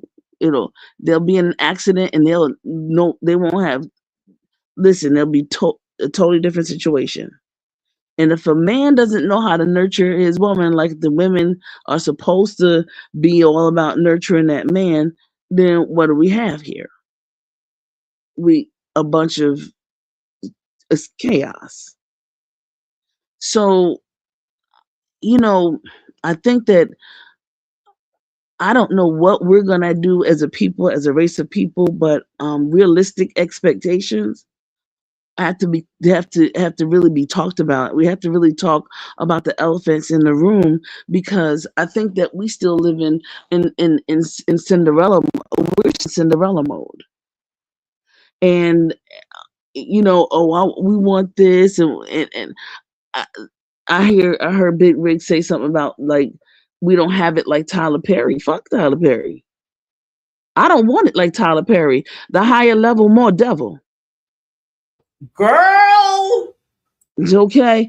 Now, see, because if you ever been around them folk or ever been around that situations, listen, it ain't. Oh, it's a lot to contend with. Sometimes some people just want to be just chill. Like, look, I think Beyonce said it. She said the one thing, if I could have it back, just being able to walk down the street to CVS and back without the whole wobbly wop. Mm-hmm. Okay, and we have to be clear on what we ask for in this life. Our words are powerful. And I also want to say that, let me just say this, when we get with somebody, we are in a relationship, we can no longer do and be exactly the same person that we were before we met that person, because we are now in a relationship and it is a little different. Let me explain. Just 2 seconds. And this is where Mel, you in the hood table. I'm listening. I'm like, I'm coming. I have to ask y'all, because listen, if if you were, when I say you plural, not you or Mel or Big or anybody here, but if a person was out there doing parties, let's say, with a whole bunch of, y'all mean, bros, you know what I'm saying? You meet a nice man, blah, blah, blah, blah, and you've been doing these parties with these men for a long time, blah, blah, blah, this, that, and the other. Now, I'm not saying that you're going to dismiss the men, you're not going to ever talk to them again, this, that, and the other. Your communication and your type of, is going to have to minimize just a little. But if you want to have a relationship with your man, because same thing, if a man was in a life where he was out there, he was wheeling and dealing and doing, doing numbers, let's say, doing this, have women here doing this, have a bar, and then have all these women, this, that, and the other, and the third, and all the women sitting on his lap, and then his woman, come up in that mug, or his woman, come around, or be a woman in his life. He can't do that no more. You wouldn't like it. I don't think so. Would you? I mean, look, let me just say this: there's people that don't really. Give me an example. I mean, there's some people that don't care, but there others do, because sometimes they doing too, so they don't really give a damn. So if that's what y'all rocking on, then God bless America and let freedom ring. Hallelujah, praise the Lord. Okay. But if it's one person can't do it, or one person has to be, not do what they used to do when they were single, you can't do what you were doing when you're single, when you get married, or when you start a relationship and then get married. It don't work like that. It just doesn't. And that's what I wanted to say. And then I wanted to say standards. What are standards that are too high? Especially if that person. I'll give you just a little example. Example.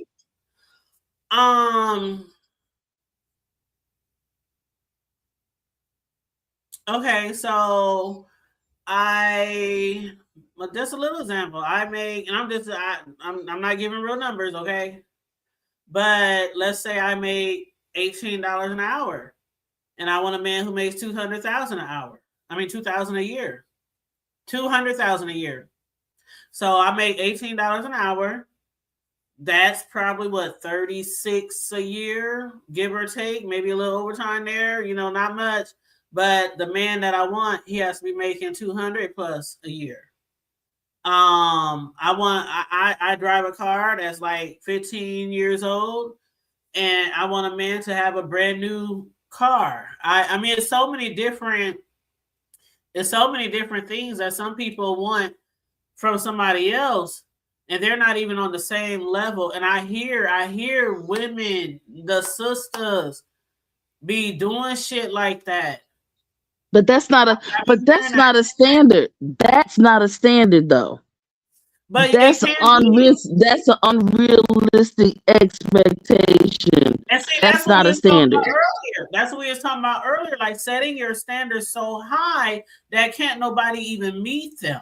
But there are people who that's their standards. That's what they will not date somebody who don't do this, who don't do this, don't do that, don't have that, don't have that.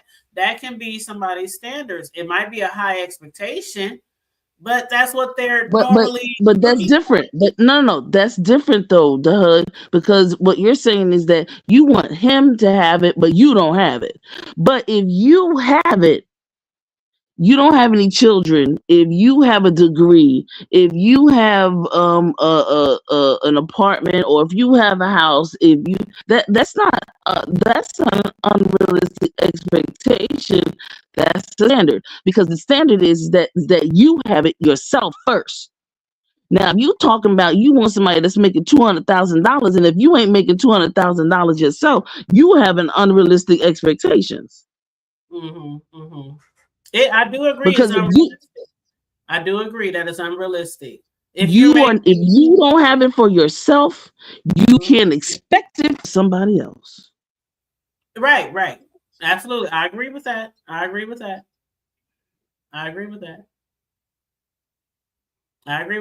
Now, when I was younger and when I was growing up, we used to have lists. And we used to write down what it was that we wanted from a guy, what it was that we would not, the pros, the cons, and things like that. And we would have a list. Although we were all living in the hood, we barely had a pot to piss in and a window to throw it out. But we still, like, these were our standards. This is what I don't want a man who ain't got no car. I don't want a man who ain't got a whole bunch of bands in his pocket. I don't want a man who, that those were the things that we wanted and that we desired. Were they unrealistic? You damn right. They were unrealistic. I mean, you can go out there, you can get a hustler, you can get a drug dealer, you can get shit like that. But was that what we really, really wanted? And I can also put that in the same category as settling as well. You settle for a dope dealer. You settle for a thug. You settle for a nigga from the streets who don't have no expectations for themselves. They just out there hustling and balling. Now, I'm not saying this up. Okay, the drugs and stuff. Yeah, that's a bad thing. Okay, it is what it is. But what I'm saying is a lot of us back then, that's what we wanted. And you can call it standards, you can call it high expectation, but that was just what we wanted, what we desired, and that was it. That was the end and all. Like, you got to be a baller. You got to be making money. You got to be able to take me here, take me there. Like, that's just what we required when we were younger. Was it right? No. And so that's why I say over time, over years, I didn't let myself, I don't want to say I settle or anything like that, but my standards aren't the same from when I was a youngster to an OG where I am today. My standards might be, you just got to have a car. It ain't got to be brand new. It ain't got to be sitting on rims. It ain't got to have the best stereo system out here, but you do got to have a car. You don't have to be a doctor or a lawyer or anything like that, but you do got to have a good job. And when I say good job, now this is where I can't have a standard. If I'm making damn near 100 a year, I don't want to date somebody that's making 30 or 40.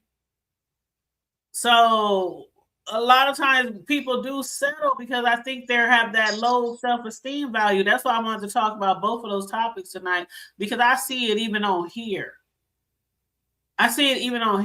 People who say they're one way, but they accepted something totally not what they reflect or project. This is different. Folks totally aggrandize their situations, and they aggrandize themselves and the way they look, and they also want to talk about other people and the way they look, and they look like a whole hot mess. Humpty Dumpty sat on the wall. But here's the where's my KRN towel? Where my KR? You know what?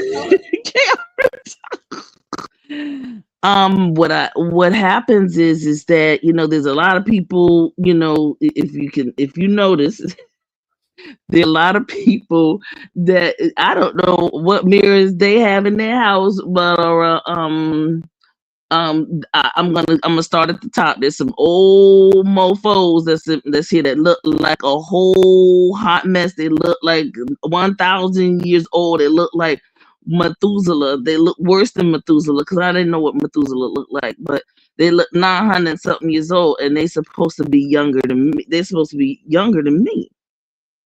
I'm 56 now.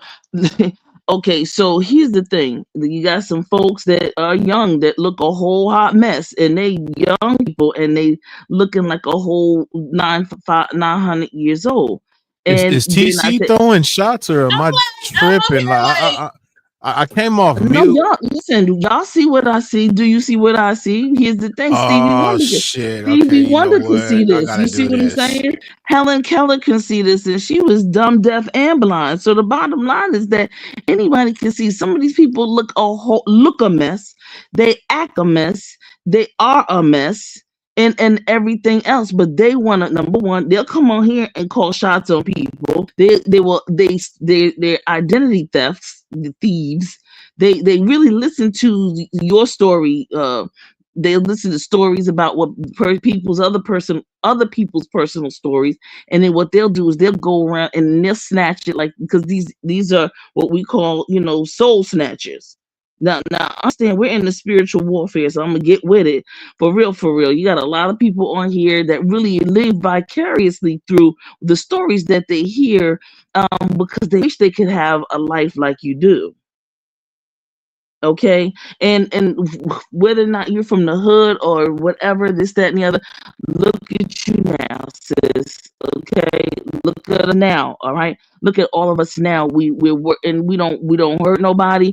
We're not trying to hurt nobody. We try to help our people. We try to be about the business of sharing, our gifts and our talents and things of that nature.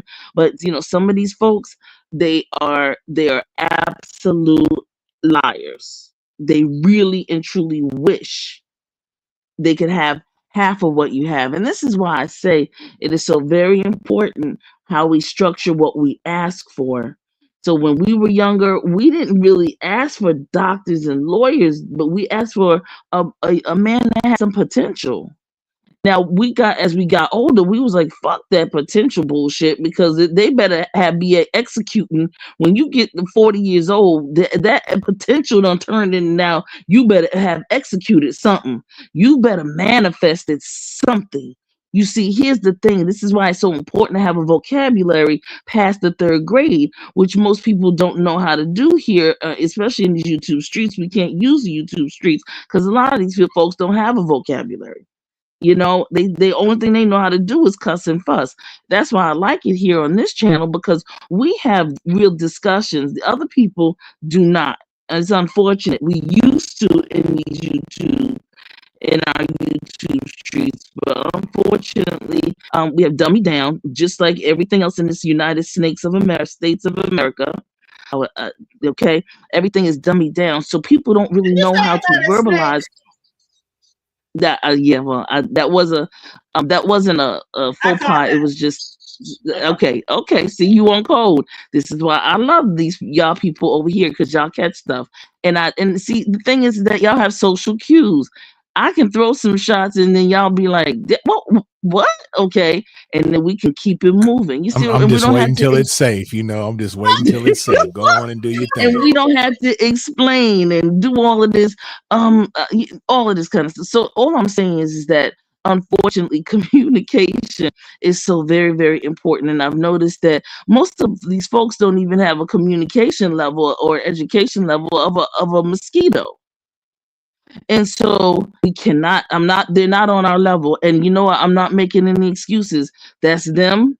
Their behavior patterns show who they are. That's who they are. That's who they've been. That's all they are.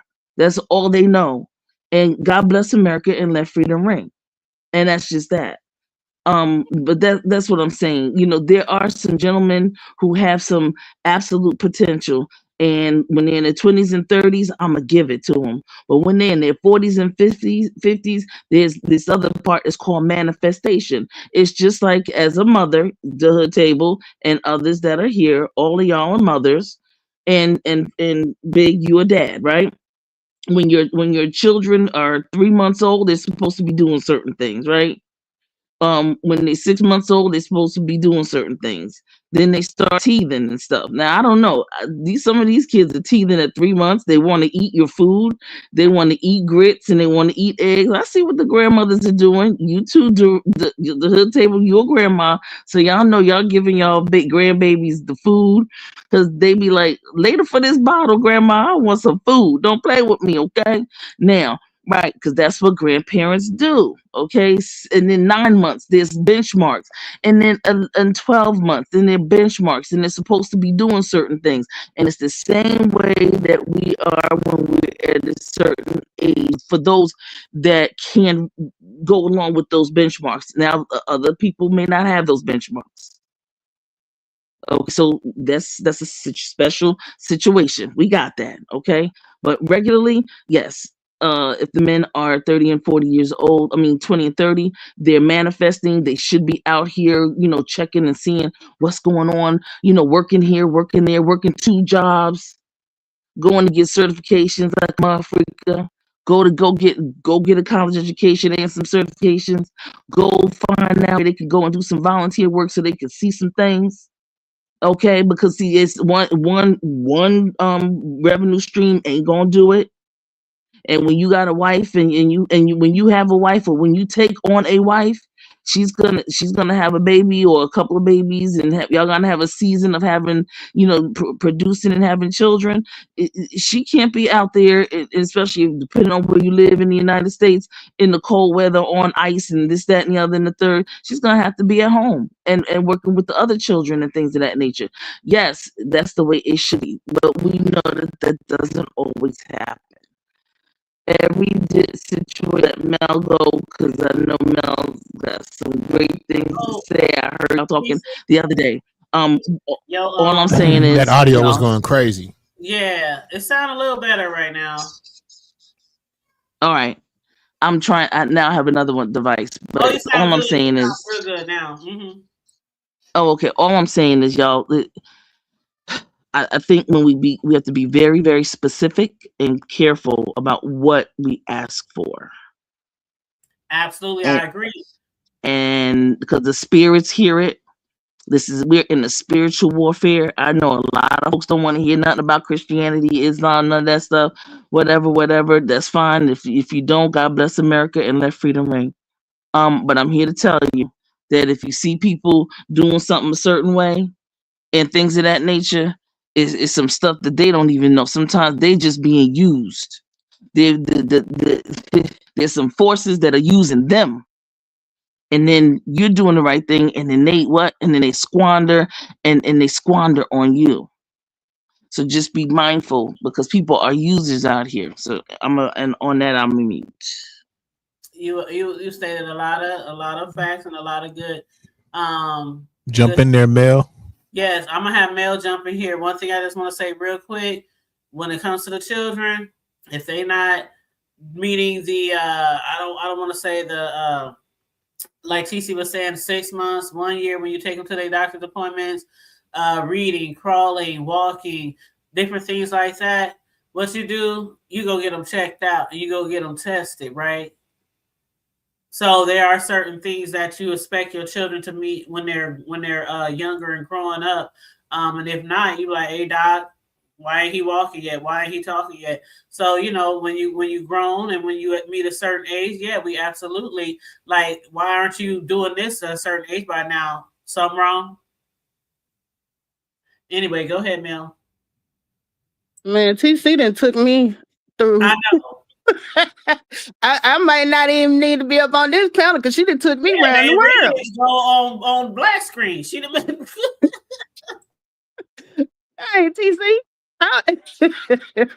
But yeah, she made a lot of good points. I told you, I may not be the best person for this type of conversation, because I'm anti-relationship. I ain't gonna say anti, but for me personally, I'm not a relationship person, because relationships require compromise, all of that type of stuff. I'm not doing that right now. So, but for other people, I wish them the best. I will say this. Damn, what was I gonna say? Because I was thinking about it when TC was talking. Now I forget. Oh, I know what I was gonna say.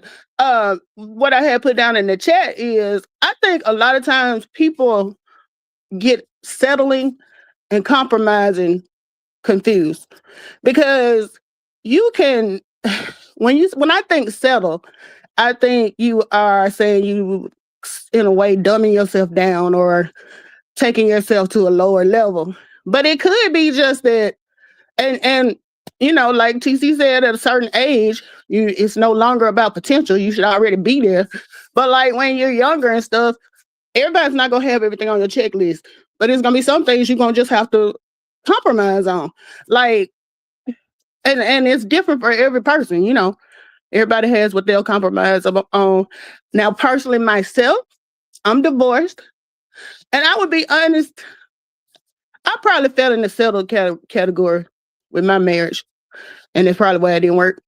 But, you never know until you get in it. Because a lot of stuff, I used to have certain expectations when I was young. I'm 51, going on 52 now. So my mindset when I was 25 was totally different. And I just thought everything was black and white. But when you get older, that's when you learn it's a lot of gray areas. You know, like it's a lot of things where you can't just say, if he don't have this, it's a deal breaker. Because you could be saying that, and it's like maybe he just not at that point in his life where he then reached that, you know. So it's different for every person, I guess, what they'll accept and what they want to accept. But I do think there's a difference between settling and just kind of like, well, okay, he don't have to have, like you were saying, he don't have to have a $200,000 car, but he got to have a car.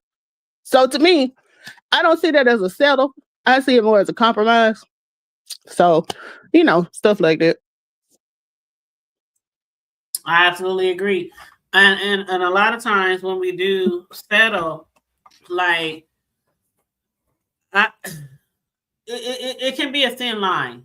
It really can be a thin line because in one instance somebody might tell you, well, that's why you ain't got no man. That's why you ain't got no woman now. That's why you single right now. Because some people, I can't remember who was it in the chat that said sometimes people's standards or it's not the same. Like you might want this man to look like this. Like we talk about body shape, height, complexion, just things, not even talking about money and materialistic things. But just somebody might be like, well, I don't care what complexion they are. And somebody else be like, well, I like dark-skinned men. I like light-skinned men. I like tall, short, thick, skinny. You know, we all have like a certain desire. I don't pretty much call that settling. That's just what you're visually attracted to. That's true. You know what I mean? That's what there's certain things that I'm attracted to, and then there's certain things that I'm not. And so I feel like if I'm really not attracted to this kind of person, am I wrong? Is that bad? Is this why I'm single? Do I gotta force myself? That's like, okay, I'm just saying I'm a whole lot of woman, right? There are a lot of men who refuse to date thick women. Yeah. Even though the woman that they could be bypassing could have everything. She could be the perfect mate for him. Perfect mother, wife, friend, confidant, sex partner, all that kind of shit. But because she doesn't look like this image, he won't give her the time of day. He wrong for that? You know, that's what he likes. That's what he's attracted to over here. I guess that's one of them things where you like what you like, you know. Yeah, but some people could be like, well, shit, if I get what I'm settling. So it's different. It's different degrees of settling. It can be a very thin line to me sometimes. Let me ask Mel something real quick. Okay. First off, appreciate your honesty, Mel. You coming up here, you know what I'm saying, and then what you said about a marriage and saying that you pretty much can think you settled. You know, a lot of people don't keep shit honest, man, and 100 because they worried about how people gonna view them or what they gonna say, right? So I appreciate you for that. I don't know no other way to talk. I'm always straight from the hip. and that's the way you supposed to be. You know what I'm saying? But you had said something when I was in the chat at Hood Tables earlier. And listening to you sound really logical. You know what I'm saying, when it comes to this type of shit.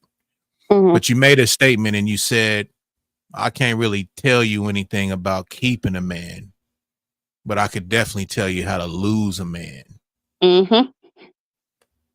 So why would you say that? You think that you are the type that would just pretty much be like, you know what I'm saying, fuck it, and just kind of throw a relationship away, just whatever? I mean, what made you come with that type of statement? Okay. Well, when I said that, I was basically speaking from a point that, you know, I haven't had a successful relationship, but I can tell you what will fuck a relationship up. You know what I mean? Like, I can't tell you how to keep it perfect, but I can tell you what would definitely sabotage it. You know what I'm saying? So that's kind of where I was. Give us a few things. Like, okay, if you married to somebody and like say y'all have nothing in common, and nobody is willing to at least try what the other person is willing to try, it's like, come on, you that's not going, I mean, opposites do attract, but you got to have something, you Right. know. That's a fact. Right. So I'm like, so if I tell them think hard, because like, okay, because I got a friend now that's actually been engaged for like 2 years, because I did her engagement announcement. And I called her maybe about a year ago and I was like, when is the wedding? And she was like, man, I don't know. I'm going back and forth, blah, blah, blah, blah. And I was like, look, don't talk to me. You know, I'm biased, this, that, and the other. And like a lot of the stuff she was saying to me, I wanted to say something, but I'm like, and I questioned myself. I'm like, maybe I shouldn't say that. Maybe I shouldn't say that. But she was telling me like, you know, they're both living in 2 different areas. He was supposed to move to Charlotte from Buffalo. That hasn't happened yet. There's a lot of things that haven't happened yet. And I'm just like sitting there like, well, you know, and I'm trying to be that good friend that's like, well, don't make any hasty decisions, you know. But like a lot of times we know in your gut when there's that he's not the one. And then sometimes we just do it anyway. Well, let me ask you this, Mel. Mm-hmm. Do you consider yourself like a nice and a good woman? Yeah. Do you think you're the type that really kind of get on your man's line or complain a lot and all that, or have like an expectation, like how we were saying, of somebody that they really can't meet? Or do you think that you're pretty reasonable? Honestly, I don't know. I'm gonna be honest. I've only had one what you would call real relationship. The rest of them were just we cool, we kicking it, you know, this, that, and the other. So, but yeah, I'm a good person, but I'm also a very I have a strong personality, and I can compromise. But like when shit is just wrong, I'm gonna say something about it. So I don't know if that would be considered nagging, but I'm usually like whatever I'm passionate about is valid. You know what I'm saying? So it's like it just depends. I can't really answer that question. I'm a good person. No, that's real. That's real. I'm a good person. I'm gonna do the right thing person. I got your back person. But if it's something that I feel like is foolishness, I'm also gonna let you know that too. And I think one of the biggest issues, my marriage had 2 big issues. Number one, there was a cultural difference because he was not from the state. He was not from here. And the other thing is there was a almost 10-year age difference. So he was a lot younger. So, you know, like I said, it was red flags going in. And my attitude back then was like, okay. And this is why I feel like I settled. Because at this point, I'm like 33. I'm getting older. I want kids, this, that, and the other. He's a good guy, you know. And I'm like, I'm gonna do it. If it don't work out, we just get a divorce. Like I thought it was like black and white, easy like that. So, you know, I went in. And the other thing is, you know, like I was saying in the chat, my parents have been married for 50 years. They celebrated their 50th wedding anniversary last year. And it's one of them things where it was about 20 of them years, we was like, I wish y'all would get a divorce. Why are y'all still together? Give the rest of us a break. Just let it go. You know what I'm saying? So I didn't have that ideal, you know, people always assume kids who grew up in a 2-parent home are used to this, whatever. And there wasn't any violence or anything, but you can look at 2 people and tell they weren't happy, you know? And then a lot of the things, the traits my dad had were good, but they were also, you know, I'm like, I ain't never married nobody like that. I'm not, you know, they say most men marry somebody like they daddy, right? So I think when I went into my marriage, I was already messed up because I didn't know, like I would call my brother, I'm the only girl. So I would call my brother about certain things.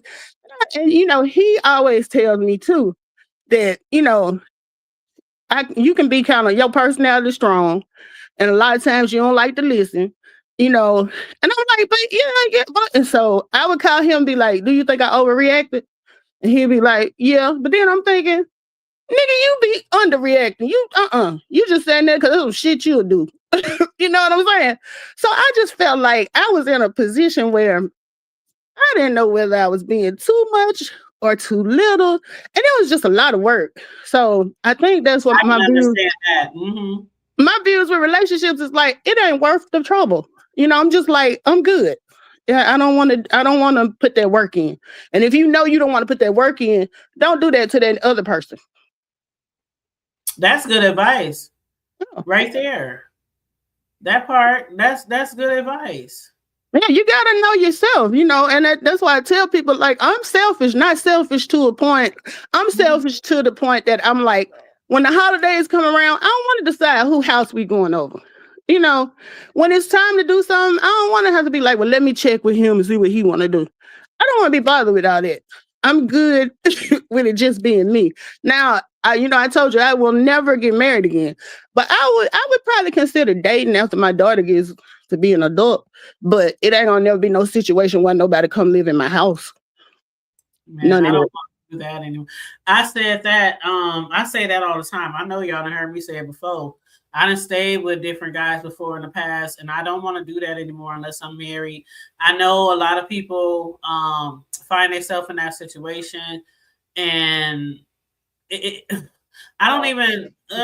It's just like, okay, I told y'all a story of how I have a friend who was with a guy. They got engaged. I'm supposed to do their cake, wedding cake, all that, right?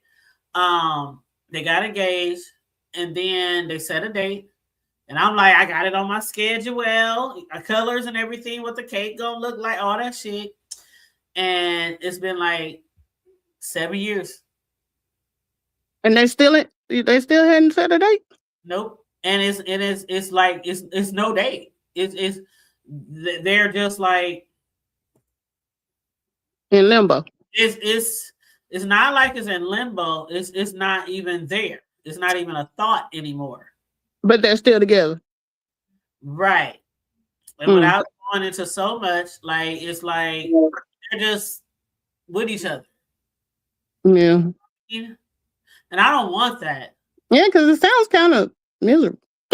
I don't see that's the thing. I know that everything is not hunky dory in relationships. I know this, man, and my Christopher voice, but I don't want to be in an unhappy relationship.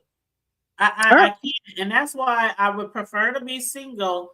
I see so many people going through so much shit in their relationships, and they're so unhappy. They miserable. They cry at night. They just all these things. They all the things, and I don't want that.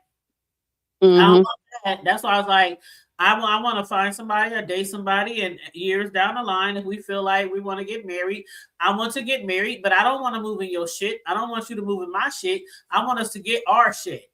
And not like that will make a relationship last, but I just feel like getting into a new relationship and then moving in together is like so many things, like even spend a night over a guy's house. Let's say a guy spends a night over your house. He knows that some other motherfucker been over there. I know some other motherfucker been over there. Like, you know what I'm saying? So if we were to like move in and actually live with each other, I want to make sure everything is new beds, new furniture, just all that type of shit, all those things, because like I don't want to say this is my shit. This is my shit. You know what I'm saying? I get it. Like, seriously, but I don't want to be in an unhealthy relationship. And a lot of people dumb themselves down, and they will just to be in a relationship, because that's the social thing to do, is to be in a relationship. Your friends might be in one, your neighbor might be in one, but I don't ever want to force anything on myself, because I've done that in the past. I'm telling y'all, I've done that in the past. Oh Lord. I'm like, it's so many things that I regret from growing up. Not regret like it was just the most horrible situation, but it's like, why was I with him in the first place? He wasn't all that. I can see him from a distance. That's why when I tell y'all I'm very good reader of people these days. I'm telling you, I can spot them. Because I was not that good back in the day at spotting people who weren't good for me. And I just was like, oh, he's cute. Oh, he got a car. Oh, he got some money. Oh, he like me. He think I'm cute. You know, show me all this attention. That's how I was growing up, which was a lot of females. But now it's like, I don't care how many nice white teeth you got up in your mouth. don't care how expensive shoes you got in your closet. What can you do for me mentally? Can you Right. spend my mind before you even touch me? Yeah. Like, can you make me fall in love with you without buying me things and all this kind of stuff? You know what I mean? I'm on some grown type of shit these days. And I'm not settling. I will stay single until I find that right person. I'm not going to settle. And when I say not settling, I'm not saying for the things. I'm Right. saying for the person. That's a good point. That is Yeah. a very good point. Because I've never been materialistic anyway. I'm not a money motivated type person. I done dealt with a broke nigga before. But you know, like you said, he had a job. He didn't want making what I was making. But but you're right. Like that's something you don't want to settle on when it comes to the mental and all of that stuff. You got to be together on that, or you're gonna be miserable. Yeah, I mean, I want somebody who's like me. I want somebody who's family oriented. I got want somebody who takes care of their children. Somebody you don't have to go to church 5 days a week like we was forced to do growing up. But I want somebody who believes in God, who has some type of faith.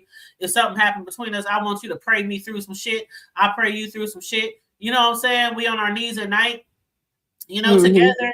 I want that type of shit. And as far as like relationships goes, if we in the same mindset going in, that's the thing I had a problem with growing up in my younger relationships.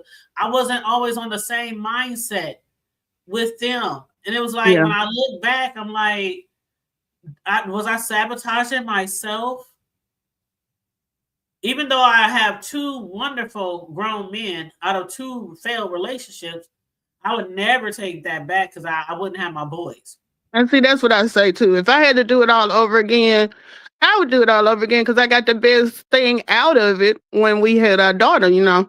So I can't erase that and then still be good. But yeah, if there were no kids involved, I probably would say I would have did it differently. Yeah, there wasn't no kids involved. But when I see my 28-year-old son walk through that door, my grandbaby, what up, mom? How you doing? Hugs and kisses and all this, and them calling me every day for nothing. What you doing? You eat today? You good? The baby want to say hi. I mean, my youngest son. What you doing? Oh, my youngest son called because you know they have like my ring and my ADT and all that, right? So I was coming home yesterday, and for some reason I was turning the alarm off coming through the garage with my phone, but it wasn't going off, and it was just you know. And so Cam he hit me up, Mom, is you okay? What's going on? I'm He on thought my somebody was way. breaking I'm in. like, why don't you just look at the cameras and see? You can see me walking through the house, like they are really like overprotective, just like I was with them. And they ain't perfect. I done had hardships with them boys growing up. You know, they boys, but they are like the best that I could ever want out of children compared to a lot of shit I see out here with people dealing with their kids. So I would never, I would go through the same shit I went through, same two guys, but it was like after those failed relationships, it made me kind of think differently. Like I've been in situationships, you know, over the years after them, but nothing like concrete where I'm yours, you're mine, and I'm like it has to be right mentally, physically, spiritually, and I'm not an overly spiritually woman like my mother was, but you have to have some spiritual. How do you say it, TC? You know, spirituality in yourself. You know what I mean? Because I didn't met some guys who didn't grow up in church. It's kind of like it's kind of like when you look at the R&B people of today. They don't have that soul of the R&B people back in the day because they wasn't raised in church and things like that, right? So I kind of look at men the same way too. You got to have that background. You got to have that upbringing. You got to have, you know, that spirituality. I'm not saying you got to be a Bible thumper, but I can't believe in God and you don't believe in God. You know, when TC said it earlier, unequally yoked, that has a lot to do with your faith as well. True. Because I do believe that you have to have some type of spirituality to yourself in order to run a household with a man or a woman. Because when things get hard, who is you going to look to? When the bills seem like they're not being paid, you know, a lot of people believe, they faith, they pray, we're going to get through this. We got to have some type of belief. Something instead of just, I don't know. Yeah. I don't know. Because a lot of times I feel like when there is not an ounce of religious belief in a household, it just makes you want to just throw the whole shit away without even trying. So that's just what I believe. But that's just me, you know. And again, like me and Rick say all the time, our way ain't the highway. It ain't the Bible or nothing like that. That's why I always say, when I'm speaking, I'm only speaking for myself, because like other people who are in relationships, I'll be happy for them. I'll go to a wedding, I'll be crying at the wedding, I'll be congratulations.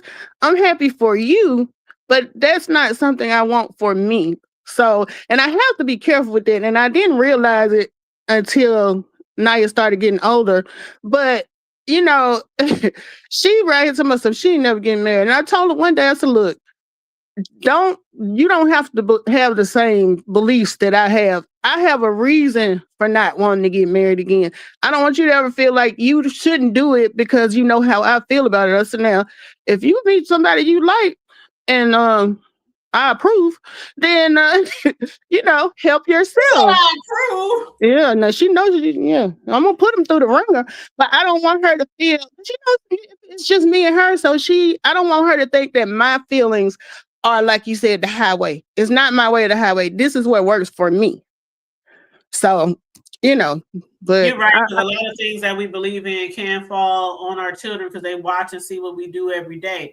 And see, I didn't think about that when she was younger. Because I meet all the time. The same stuff you hear when I'm talking to you, that's what she hear. So you know what I'm saying? So you approve of the man or whatever. I'm the same way with my boys. Like when they was coming up, they knew not to bring just some old chick to some. They knew because mama would be like, excuse me, but we're about to leave now. I would call them in the room. What the fuck? Like, there was one girl that my son was with, right? Yeah. And something was off about her. And so, you know, just like with me, I throw parties all the time for my birthdays. I'm the same way with my son, big parties, like renting out halls and renting out water parks and renting out, you know, they always had it big. The shit I didn't have growing up, right? So I rented out this hall for my son's 21st birthday, and the girl that he was with came, and man, I tell you, she came looking like a whole slut. I mean, all the guys was looking at this girl like, what the fuck does she got on? And she was all over him. Now we with family, my uncles, my dad's brother, everybody's there for his 21, right? And people is just like mingling and socializing. Our family, we straight no chaser, okay? Yeah. Like, what the fuck is wrong with his girl? Why she acting like that? All just over the top. And then the shit she had on was so short, you can damn near see. I mean, I never seen her like that. I'm like, why would she choose this time? Right. Talk about a bad first impression. Right. And it wasn't even the first because I had met her plenty of times. She'd been over my house, but I was like, it's always something. I couldn't put my finger on it. And so that particular day, he was trying to we got family in town, everybody trying to fuck with him and shit, you know, take pictures, all that. She would not let go of him. She was like a motherfucking stray dog, just always on him and trying to just be all over him like this and shit. And then every time he sat down, she would plop her ass up on his lap and kiss him and just all kind of weird shit. Yeah. After that night, I'm like, nigga, let me tell you something. That bitch gonna have you catching some shit. She was letting your son know he can get it at the end of the day. Like, this is all you. I wore this outfit for you. You finna get it. But the thing about it is, I already know they was doing stuff like that. But she came off as real. So it sounds like me. She was letting every other nigga that know he could get it too. And that's a fact too. Attention seeking. I would have been in there and I would have put my shades on. Like, damn, what the fuck? What's going on up over here? Right. I mean, she didn't want him to talk to nobody, go near nobody without her. It was like this. I'm like, Yeah, I'm no. sure that. But she Oh want to no. show all the goods though. It's all good for her though. I said But no. you better not say nothing to nobody though. I said no. That's I'm old school. I find that very tacky. But before I even said that, before I even had a chance to say something, his homeboys, his brothers, his cousins, that ain't it, bro. That ain't that hell ain't yeah. it, That's a we fact. don't know where the fuck you found her, but that ain't it. Especially to be calling her yours like that, you feel me? Like it'd be different if she was a little runner or something. But like if you over there like this, your girl and shit, come on, bro. Let me ask you this, you gotta put your though. partner to the side. She came in there damn butt ass naked. She came in there damn butt ass naked. And I got my uncles in their 60s and 70s up in there like, what the fuck? Did she show up by herself or did he pick her up? Okay, because I was gonna say, I knew if he went and picked her up and he should have told her. Oh yeah, you gotta change that shit. She was invited, but she came by herself. She brought herself there, but she was invited. Okay. So what was his reaction? Because my son is like me. We're very outgoing family. Is this Cam or your oldest boy? That was the oldest one, the one who got my baby. Okay. We like to mix and mingle and have fun and all this. And he couldn't do nothing. He couldn't breathe. He couldn't do nothing. He was like, oh my God. Why is she acting so? It was like insecurity on top of attention seeking, on top of one thing I don't like to do. I love a man who shows me attention, who can display affection publicly, but all this just all this, you know what I'm saying? Like, nigga, back the fuck up. Like, let me breathe. Why me? Like, I don't know if y'all ever had a man like that or a woman like that, but they scared to like not be at your side as if somebody's gonna snatch your ass up real quick or they don't trust you. And see, I'm the complete opposite when it comes to PDA. I don't believe in public displays of affection. As long as it's not over the top. I do. I sure do. No. I do. Yeah, I'm definitely I sure do. Not crazy, but I definitely do.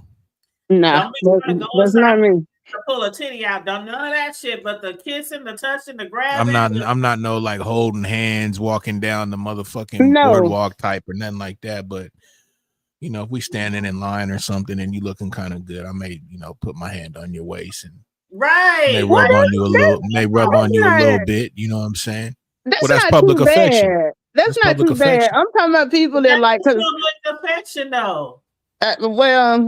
Sort of. I guess by my definition, I don't see putting your arm around her or that type of thing a big deal.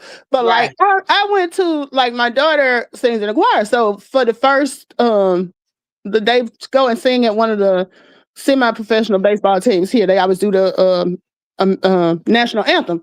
So she had been telling me about a friend of hers that she had met at school. I hadn't met the girl yet. So her parents were there too. So I met her and then she introduced me to her parents. So I was like, okay, because my thing is, I'm one of the people, before I let you do anything with my child, I got to see who you come from. I got to meet the parents. I got to get an idea of how you was raised. So I said, okay, I'm going to sit with them. When I tell you, they was all over each other's tongue and each other down. I'm like, we had a fucking baseball game. What the hell is wrong with y'all? Y'all can't and then every time he got up to move, over the top. That's over the top. Okay. Every time he got up to move, she had to go with him. He said he finna go to the concession stand. Here she jumping up, leaving. And you would think with me and her being the ladies, she would stay behind and kind of get to know me. She couldn't get to know me for trying to keep up with his ass.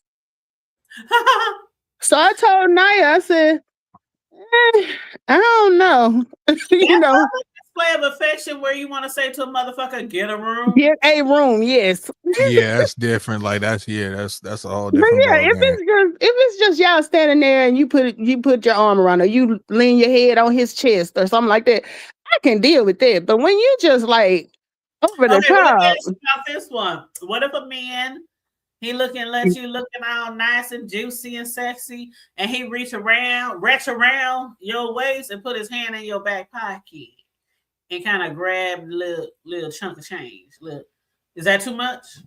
No, I can deal with that. Okay, I'm just trying to see where your head at. Like I said, if you looking like you want to tell them to get a room, that's what I'm talking about. Okay. But yeah, me personally, like, I'm just. And as far as the hand holding, I'm good with hand holding, but I perspire with my hands. Your hand get to sweating and shit. Yeah, I ain't with all that. Hands, and I don't like that feeling. And I'm a germaphobe. I'm real funny about certain stuff. Like even when my daughter, like she come home from school, I'm not even I'm not a mouth kisser. You know what I'm saying? So I don't do that. Kissing all like that in public and shit. That's wild. Yeah, I don't like that either. French kissing or something like that in public, I would never do something. Yeah, like that's.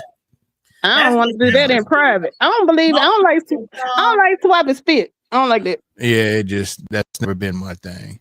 I don't know. It used to be my thing. It really did. I just thought it was everybody's thing when I was coming up, the French kissing.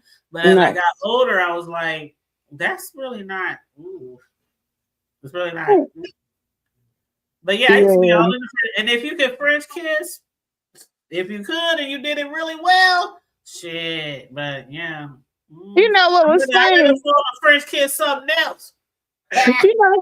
Look. Well, I didn't want to get nasty, but I'd rather, fuck with them other lips than to deal with that mouth. Right. We grow. As weird as that sounds, I've said the same thing before. I'm like, I go down for French kiss that motherfucking shit. Wrap that shit up in a bowl, nigga, with your tongue. Look, you know what was funny? Like the first time I did, first time I kissed a guy, and when I was younger, I ain't see all that type of stuff. And whenever you would see on TV, it just looked like people putting their mouth together and moving their head back and forth.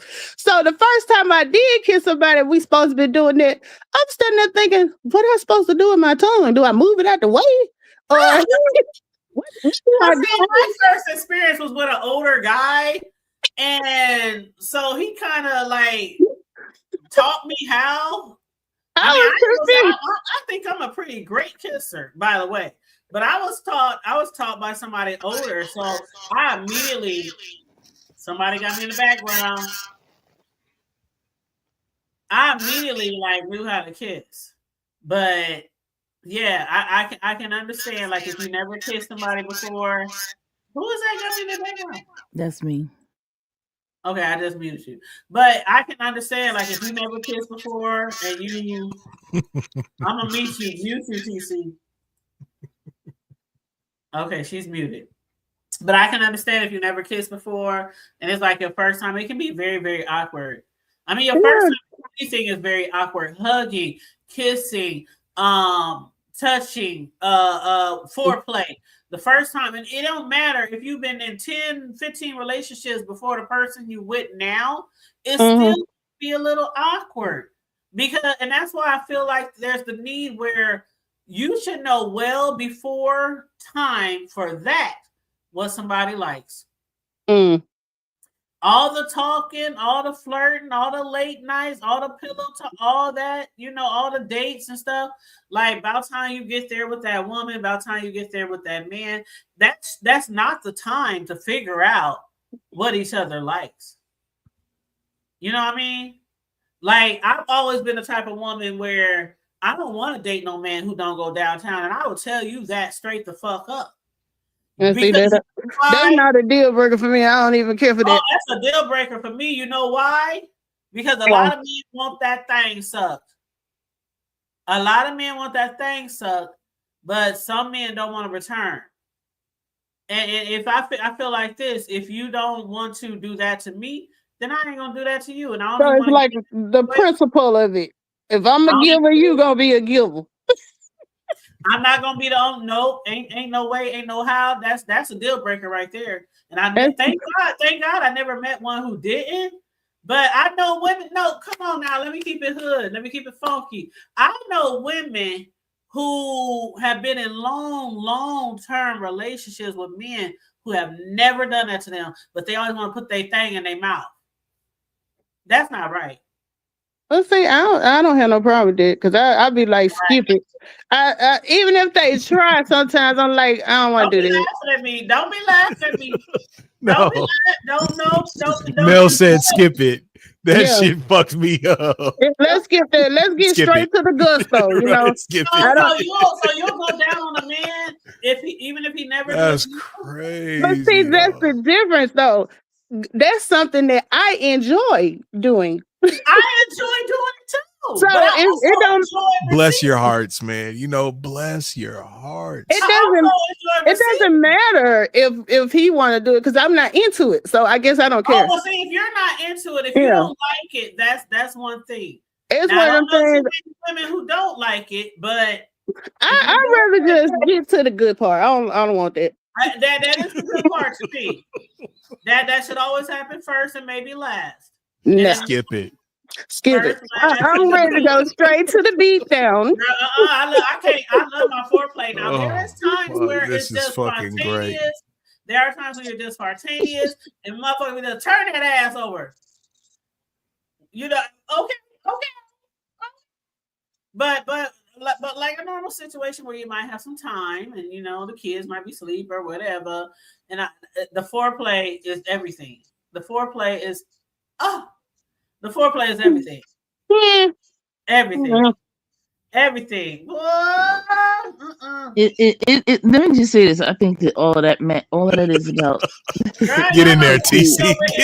Let me get on air. I've heard TC's views on these things before. We've been on a panel before. Let me show you Oh, snap. It's a must. It's a deal breaker. I don't give a fuck. You ain't got no teeth, but you got a goddamn tongue. I don't give a fuck. You better be able to handle that situation. I'm not no fat bitch. I can spread my motherfucking legs, put that motherfucking head in between that motherfucking shit, and do what you gotta do. And see, I love my body. I don't give a fuck. I'm an exhibitionist. I will get out here and be a motherfucking. I don't give a fuck. So here's the thing. I love my body. I love all that shit. And see, I want. You goddamn right. You're motherfucking right. You better handle that business, or else you getting up out of here. Okay. I'm sorry. I know everybody has their standards or their expectations. That ain't no standard. It's a preference. I can't. When I look at my homegirls, and they be like, "My man ain't never did that to me." What? But you know what? If he don't want to do it, I don't want. And it's not like they're not into it. They are. But let me tell you, also. I know that's right. I know that's right. Because catch them when they sleep. Catch them when they ass is sleeping in the fucking bed. I know that's right. I also know women whose men didn't do it to them, and guess what the women did? What? They got it elsewhere. Well, yeah, I can see that. Especially if it's a deal breaker for you, I can see that. And instead of me getting it elsewhere and stepping outside the relationship, that's what I'm saying. That when it comes to settling and learn how to do it. Don't be spitting on it and shit. There's a way to do it. Fuck all that. Here's the thing, though. Here's the thing, deal breaker. I mean, the hood table. Hey, TC's mind is focused right now. Let's go. I said deal breaker. I'm sorry, but that's the good troll name. Let me just say this. You know, some people just don't know how to do that shit. Now, and let's keep my fucking 100 in a goddamn buck, yo. Okay? You don't fucking know how to do it and say you don't know how to do it, yo. I've had people to tell me that, like, you just haven't had the right one. Do it. You better fucking learn. You get down there and gummy that shit the fuck up. You hear me? I don't give a fuck. Fucking tell me you can't do something. Look, TC, I'm gonna say this though. Considering your relationships, I guess that would be a deal breaker, right? No, because that's not all we do. See, that's the thing about it. That's the thing about the creativity. I know that's not all they do, but I mean, like that would seem like it would be an important part. It should be important. It should be important to every woman to get her clit sucked and her lobby lips sucked and all that. It should you be know because what? that's part of it's part of all kind of stuff that happens in terms of the sexuality and the sensuality and all kind of things happening in your body and an orgasm. If you ain't you gotta have an orgasm. That's how you have it. You look to I each could their be in a own. motherfucking car. To each And their own. See. I'm with you all the way. And I okay, like the men's, you like the girls', and I like the men's. But I'm with right. you all the way. I cannot fuck with nobody. And that's why I say, if that don't really make a difference to you, TC they was should popping still it. know that ahead of time. You Yeah. should know what somebody likes, what somebody don't like ahead of time. Yeah. Somebody should be able to say to you, I want to tap that ass. And you be like, oh, back there? No, you should know what that means already. What was the conversation from the video? Tear that ass up. I'm like, Put that drink down, man. Who don't know what tear that ass up mean? I was just like, wait a minute. When a nigga y'all got to wildin' like tear wait, my ass up, shout out to y'all. Shout out to y'all. Somebody who ain't never had that tear that ass up, they never had it. That's exactly what I said. I was like, who don't know what that means? Let me get information. Get information, damn it. Even I know what that is. Because I'm going to hype that bad boy up and let you get all up in that motherfucker. I see you, baby. You said information? Yes. Information. Information. Like Beyonce. Information. So you can get all up in that, though? Yeah, it's ready for you. Girl. That's why I was like, when I was listening to the thing, I was what that mean? I was like, what that mean? That is ready for you, though. You want to be on these topics with us, Jay Wilson. This is wild. What? The pastor gonna come through and give us some grown folks shit tonight, Jay. No, I just got back from that third Magic game, and at the game. I saw you post that. Yeah, I saw you post that. Somebody said Beasley died. Then somebody said Yusuf got out of jail. Fucked me up, man. Who did? Yusuf did too? They said no. Hold up. They said Yusuf is out of jail. Oh, okay. You know how it goes now. I've been took that and ran with it. Like Yusuf did. Then they said Beasley had passed away. So somebody was hitting me up at the game. Go Spurs. Spurs did win over Orlando Magic. But dang, all of this stuff was happening while I was at the game. Well, I saw somebody posted, I think it was you, who said Yusuf. So I went and looked at it. I went to his page and everything to see if he made a post. I didn't see anything, but that don't mean nothing. But are you sure? Is that real true that Beasley? Somebody said that they went to the site and that he's been released. I'm going to go and check. Because they had that rumor around him before. It's Bibb County, so I'll check. But I was just making sure because I'm just getting home now, so I couldn't check it while I was driving. I was going to check it at the basketball game. But they said he was out, and then they said Beasley is dead. Has that been confirmed? That's what I'm trying to find out. I heard that too. I heard that today. I was on 13 Live earlier. I saw it on 13 Live earlier today, and he was asking like, "Are y'all sure?" Because he was like, "Well, if it's true, rest in peace." But I haven't seen him in a month of Sundays. But they had out that he had died one other time too, though. Remember that? Last time I saw Beasley, he cussed me out on Red's panel. Oh yeah, he blew the fuck out. Yeah, that was the last time. Yeah, I remember that. I remember that. Yeah, it's been almost like 4 months. It's been a while, like 4 months or so. It's been a while. Yeah. I heard somebody was talking about some gums and stuff. But I mean, regardless of the situation, I don't wish death. I'm not one of those people who wish death on you, your family. No. So regardless of the situation, if that is true, rest in peace to him and my condolences to his family. Yeah, that's the same thing because I've not had a really nice interaction with Beasley. But again, I mean, I don't take it seriously.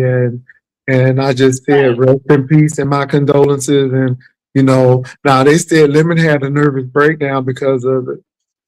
Because of Beasley? Really? Really? I'm like, Were they he close? that's what I'm trying to say. I'm like, did he walk your dogs? Did Or y'all go eat maybe death unspoken? itself triggers something with him. I don't know, because Maybe he might go see Beasley soon if he don't stop this drinking. I don't I was know. just about to say they did have something in common, but Oh, so Beasley was a drinker. I don't know No. that, but I'm just saying with Lemon. So I'm not saying that Beasley was. I'm not too sure about that. yeah, he was always on there drunk. Come on, man. There's a lot of stuff Premonition. going I on. never knew that. I didn't know Yeah, but that. But I don't want to talk ill of the dead. no, I'm just saying I didn't know that he did. I just knew that Lemon does, and so I got a lot to catch up on. They say it's a lot that's been going on in It's these a lot. self-pursuits. It's a lot. But you said you was in the chat and you heard what? You heard her say what? Gums. Somebody was talking about some Jay gum. was it. Okay, so listen, Jay. So tonight we're discussing self-esteem, and also we were discussing settling, right? Which can be two incredible dynamics in a relationship, right? But where I was we were talking about giving and receiving, and how I feel like before you even get to the bedroom or that first real touch, you should already know what somebody likes, don't like, things like that, right?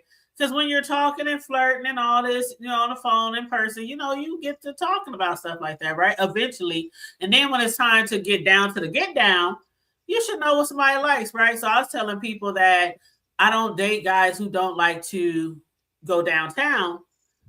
And because a lot of guys who, there are some guys who don't like to go downtown, but they want somebody to do it to them.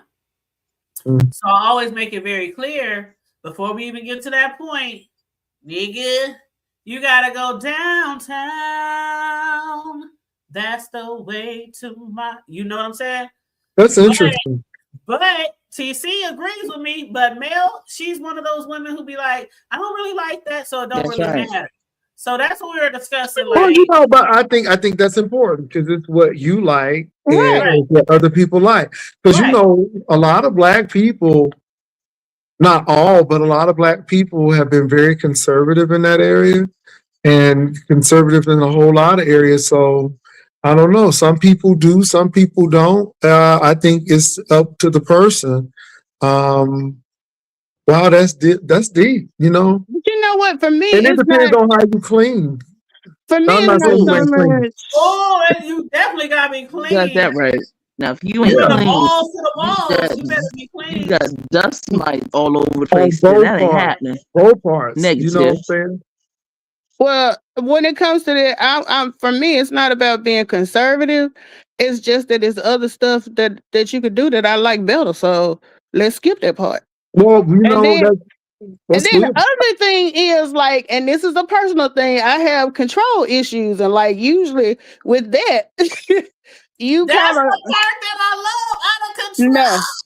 I'm very much like. Hold on. I want to hear what she was gonna say. What was you gonna say, Mel? I was like, you got control issues. So if what? When you're doing something like that, there's a lack of control there, and I'm just not the type of person that's gonna let nobody have the upper hand. Now we getting somewhere. You scared you're gonna be screaming, and they gonna make you holler and do some things. That's just my personality. She don't want to get to shaking and all kind of shit, eyes rolling. Yeah. Now I feel like if it was that great, then I probably would do it either way. But I mean, I'm like, I feel like going through all this. Well, how you gonna lose control? How do you lose control?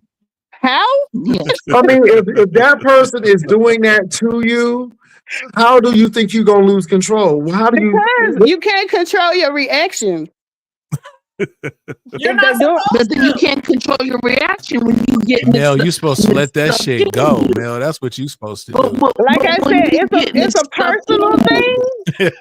Like I said, it's a personal thing for me. Getting it stuck in you, but if getting it stuck in you, you can also have a great. You can feels good too.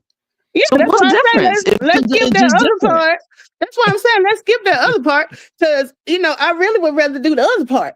So you don't lose control with the dick? No. That's not what you said. No.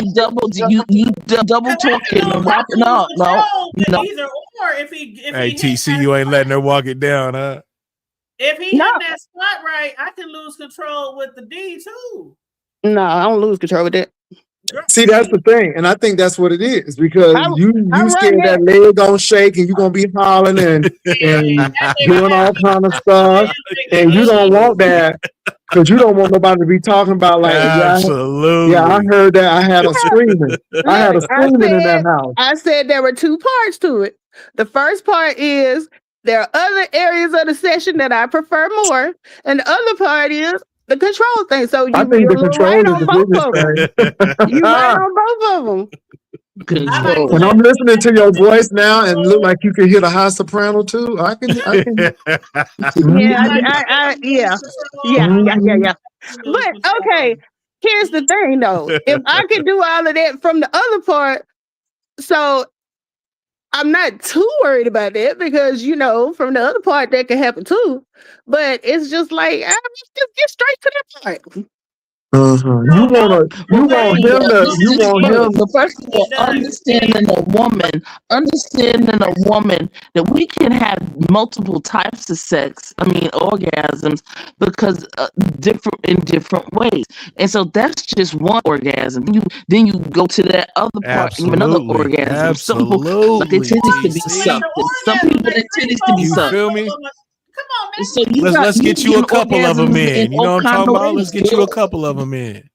Look, I just have my preference. You don't, but you know what? I think it's that control thing, and I think that's really funny because I'm sure.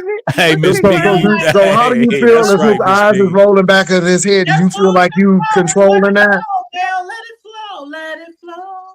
Hell yeah! I let it flow during the beat down. Why do I need to do that other part? So do you tell him what to do? No. Okay, that's interesting. I just wanted to make sure. It's not control. What it is. Look, I don't have to tell him what to do. He know what to do. Okay, you just don't want to look like that's you done had true. a situation. But that's true. Huh? What was it? Men don't always know what to do. Well, I'm just saying, if it's somebody that's my partner, yeah, they know what to do. You know what I'm saying? Long term. It's interesting. Okay. That control piece was very interesting to me. Yes, I tell people all the time, I'm not a control. Are you a church going? Are you church going? You mean, do I go to church? I have a spiritual relationship with the Lord, but no, I don't go to church. Okay. But yeah, my personality is a control. I don't like to control everybody. I just control what happens to me. I'm very. Why don't you want to experience the whole kit and caboodle as opposed to just the caboodle? But I have, but like it's just like it's not, like I said, it's not a deal breaker for me. Okay. I don't have to. I got a question for you. Have you ever been hoarse after sex that you done yelled, that your throat sore and raw? Have you ever yelled or screamed? I'm not that type. I ain't gonna do all of that. Well, see, I think if you let that person do that, you may. Now, I'm not saying I'm silent, but I ain't never been. No, I'm not gonna be hoarse. Oh, okay. I mean, look. So Mel, did I get it right when you were talking earlier and you said though when it comes to the man you don't mind giving though, right? Did you say that? Yeah, I don't mind. I enjoyed it. You said you enjoyed it, right? Yeah. Okay, absolutely. So what if you got a man that enjoys doing that to a woman though? I mean, I would. You gonna take that right from me? I've let him do it before, but I'm just like after about. So you gonna go ahead and just lose that control and just, you know what I'm saying, let her flow? Look, she seemed like she don't like it though. It seemed like that's a part of it too. After about 3 minutes, I'm like, okay, that's enough. You know, I'm done with it. So you don't enjoy it, is what you're saying, though. It ain't really about how you may lose control and have a fantastic orgasm, but you just really don't like it. I just prefer the other thing more. Okay, that's fair. That's fair. You know, it's like if you know what you like, why would you? I'm not gonna do anything that's not what I. Hold up, slow up, roll up, hold up. Damn. I heard y'all all the way down the house. Okay. 3 minutes? Okay, let me tell you, I don't think you found the right one. I hear that a lot. I'm gonna keep it all the way. But I don't think you found the right one. 3 minutes? But look, let me look. It's just like you telling me you like you like kissing. I don't like kissing. I'm not going. I'm just saying you might not like kissing because the right person haven't done it right. You might not like getting head because the right person might not have done it right. Because if they do it right, you 3 minutes, you're gonna be like, oh nigga. But you know what? Nowhere. You keep that shit right there, nigga. Don't you move. No. Do they have sharp teeth? That may be some. Depends on how their teeth be looking.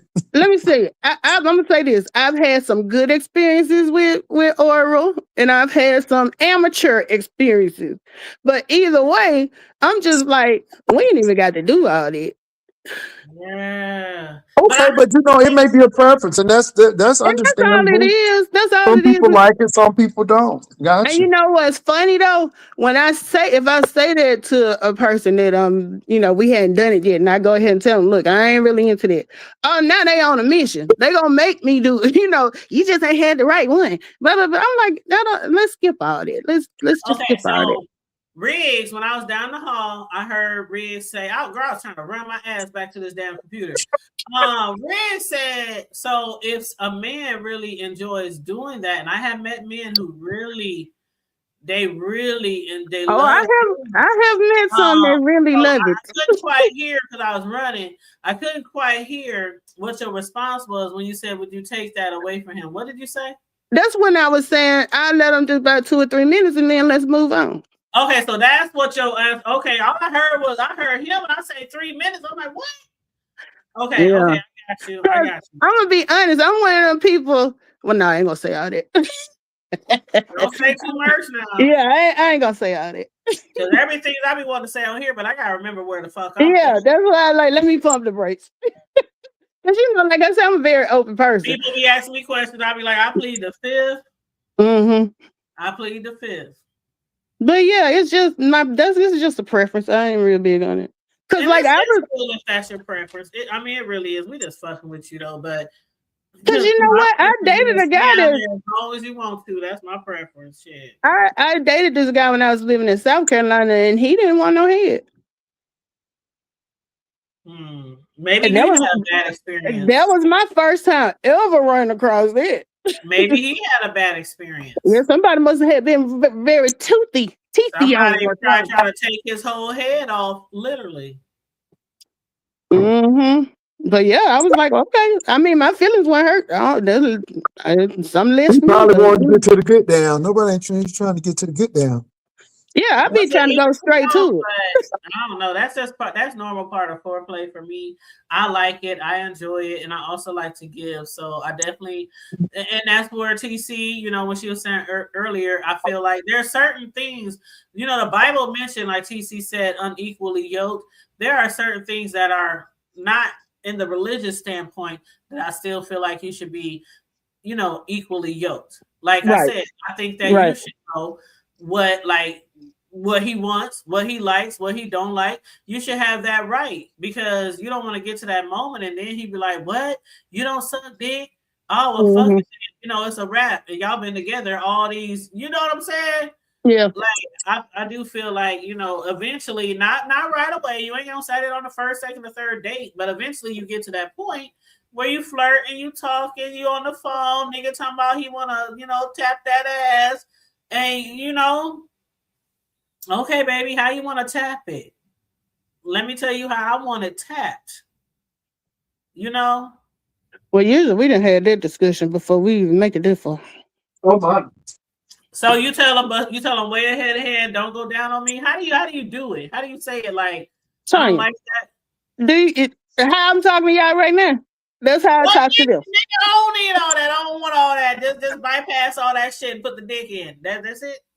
Yeah, like, look, we can skip that part.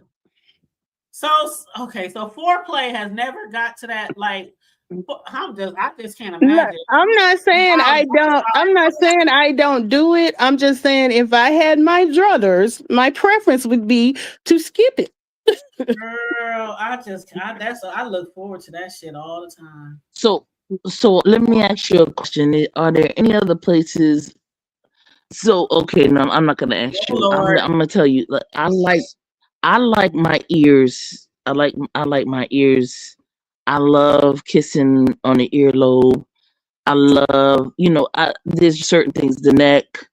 And so here's the thing, like a whole weekend of just going wild, whatever. It's like there's a lot of different things that happen, and it's a sensual thing. It's like, you look in each other's eyes, you're eating, you're feeding each other, you're talking, you're having great conversation. Walk in the park, maybe a ride in the park, depending on where you are. Horseback riding, depending on where you are. Getting in the steam room somewhere, so talking and touching and just all of that stuff, even before you get to the intimate part. There's all these other things that occur before then. Is that something Look, that like you I partake? don't. I'm 51 years old. I done partook in a lot of things, and I'm very open minded. But it's just like I said, I don't like swapping spit, and Oh my. we can. And if you really just insist on going down, you can do that. But I would prefer to skip it. And everything else. And I ain't sucking on Let no me ask you a toes or none question. of that. If no toes, okay, wow, Yeah, no toes. I'm not finna put your Um, foot in my mouth. Let me tell you something. Oh I'll go to the bathroom with you, and we look. Look. I've been in places and scrub people them go shits up. Scrub them double dub. girl. Nah. Good. No, But it's decent surface. I know guys. Hey, room shaker, it's I getting know really guys who explicit don't over touch here. those. You know what I'm saying? dig I'm it. just You know what I'm Hey, saying. saying? Shake, baby. I know guys who like to Because suck. I've heard room shaker's stance on certain things too, though. It kind of blew my mind. But that was her stance when it comes to that Right. type of situation too. Kind of like what Melissa was saying, but just on the other end. Yeah.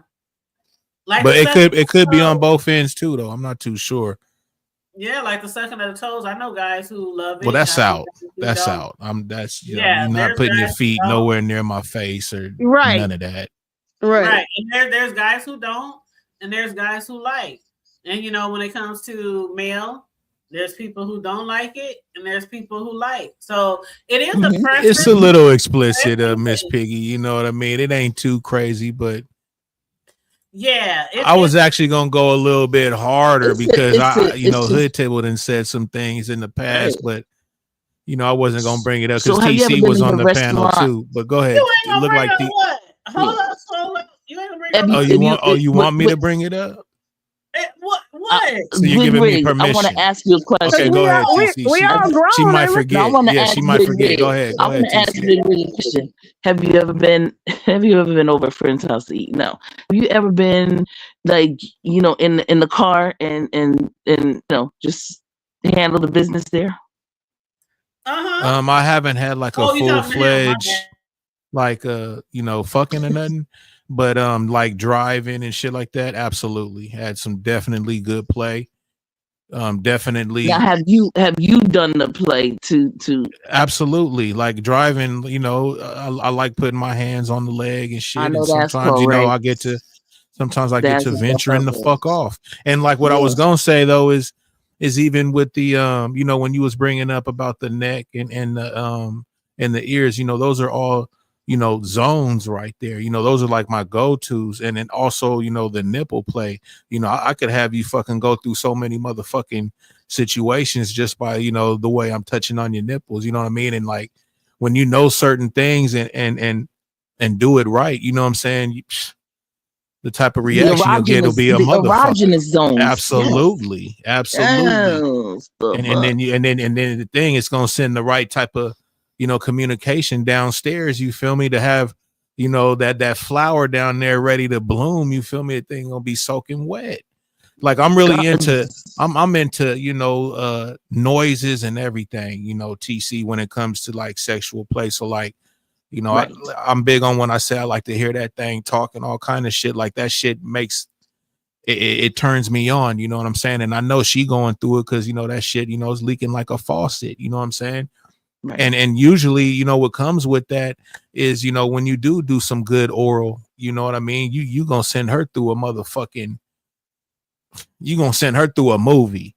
Right. So, you know, that's why even when, you know, the hood table was saying it, you know, like kind of the experiences I done had when it came to that, you know, that's what it's been. You know what I mean? And like I said, it probably ain't for everybody, like what you know, Mel is saying.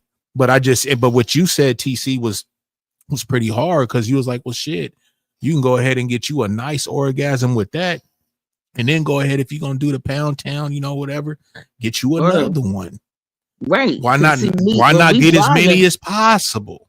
Words. When I'm in the restaurant, I'm getting you. Motherfuckers like What you we hollering looking, for, Miss everybody- Piggy? What you hollering for? I'll be like, Child, I'm trying to get as many. yeah, Put me in shoot. a coma, motherfucker. Right, you know what I'm saying? Send you through the whole motions, man. Like That's when right. if you gonna give your body up, right? Like if you give your body to somebody, man, I think it's supposed to be as pleasurable as possible, man. Like me, like if you get that opportunity, you want to put the best and dopest experience you can with that person. You know what I'm saying? It ain't like you trying to like, oh man, I want her to spend her last dime on me. Nah, it's just you. It depends on how you are with sex. Like I love fucking sex, man. Like I'm not gonna deny that shit, everything about it. You know what I mean? So like when it comes to that, I'm not a hoe. You know what I mean? I'm not gonna just be out there trying to fuck everything because there's diseases and all kind of shit. But when you rocking with somebody, man, and y'all on the same page and shit like that, man, you supposed to go through every motion possible when it comes to doing that thing. You feel me? Like, you know, especially if y'all like overnight and everything. Like, man, we ain't just fucking once. You know what I'm saying? We finna, nigga, all night we finna probably be fucking around, and then in the morning, you know what I'm saying, you finna get that nice one. Oh my god, you finna get that rock. You know what I'm saying? So it's, man, I'm on mute, man. See, I'm very this is my favorite subject. So these are the type of conversations I have all the time. I like them. Oh yeah, because I got something to ask the ladies. What you got? And it's getting late too. The table you rocking out. I just want you to know because I know you be, you know, having to get up kind of early and shit. So I got a 12-hour shift, but I'm just giving you a heads up. Let me just ask this because I had a conversation with a friend the other day. You know, you can talk to your good friends and sisters, you know, any kind of way, right? Mm-hmm. It's about sex and relationship and men. So I had this conversation the other day. How do you feel about your sleep? Most women sleep like naked. You sleep naked. Your man come home from work or out from the club or whatever, and he wakes you up from getting up inside them guts. How do y'all feel about that? I love it. Okay. Because I know some people will be like, and I know it can be viewed as two different ways. Like some might be like, well, he just woke you up with no permission. He just, girl, I love that shit. I permission? Love it. Don't you wake me up? Right. People will have different views on that. And I'm glad you said that. Absolutely, they will, Mel. While you but I'm into that. You know what I'm saying? Like I wouldn't mind waking you up on some shit like that. And but I don't want you to think I'm a dirtbag or I'm a fucking, you know what I mean? Like some people but if you know your partner, it's different. But when you voice it like how we voicing it and shit, people can listen to that and be like, what the fuck? Like you guys is predators. How the fuck you gonna be trying to touch somebody in the motherfucking, you know, and they sleep and whatnot? I'm about to say, what's the bad side? What's the bad version? Some people would look at it as the politically. Miss Piggy says she pretend like she sleep. Come on now. You know what, Miss Piggy? You all right, man. You know, I like fun people. You know what I'm saying? The motherfuckers with a personality. God, dog. No, if I come in and I just don't see a negative. She said, "I'm gonna side to pretend that. sleep on your." Some people don't want to be. I'm serious. They don't want to be woke up or something. They don't want. They want to be woke. They want to be. You know what I'm saying? And then some people like me and Miss Piggy, I hear that motherfucking key alarm, the alarm off. I'm pretending like I'm sleeping. Then slowly, I'm like, get to rubbing on that, soft ass and shit. Hey, what you doing? What you doing? I'm gonna be waiting. And that's the turn on too. You know what I'm saying? Hell yeah, that's the turn on. Like, what you doing? What? Hold on. Hold on, you ain't gotta go to work just yet. Down there, that feel like a little tongue. I feel it tickling, and I'm like, oh, am I dreaming? No, this ain't dreaming. This ain't Christopher. What other motherfucker name was? Don't wake me, motherfucker. Chris. Oh, I know. Okay, you talking about the singer? Okay. Yeah, Christopher Williams, I think, or some shit. Yeah, hell yeah. He was in New Jack City, right? Yep. New Jack to the motherfucking city. Okay. Well, I never thought of that as being a bad thing. But then, like, I have a very high drive. So, like, because the running joke, I was telling my friends before me and my husband got married. I went to spend some time with him, right? And this was our first, like, spending the weekend together type thing. And this nigga had to tell me after about a few rounds, he was like, and he's, he not from here. So he was telling me, I am not a machine. And I said, you're not a what? He was like, a machine. He's talking about a machine. I'm like, what?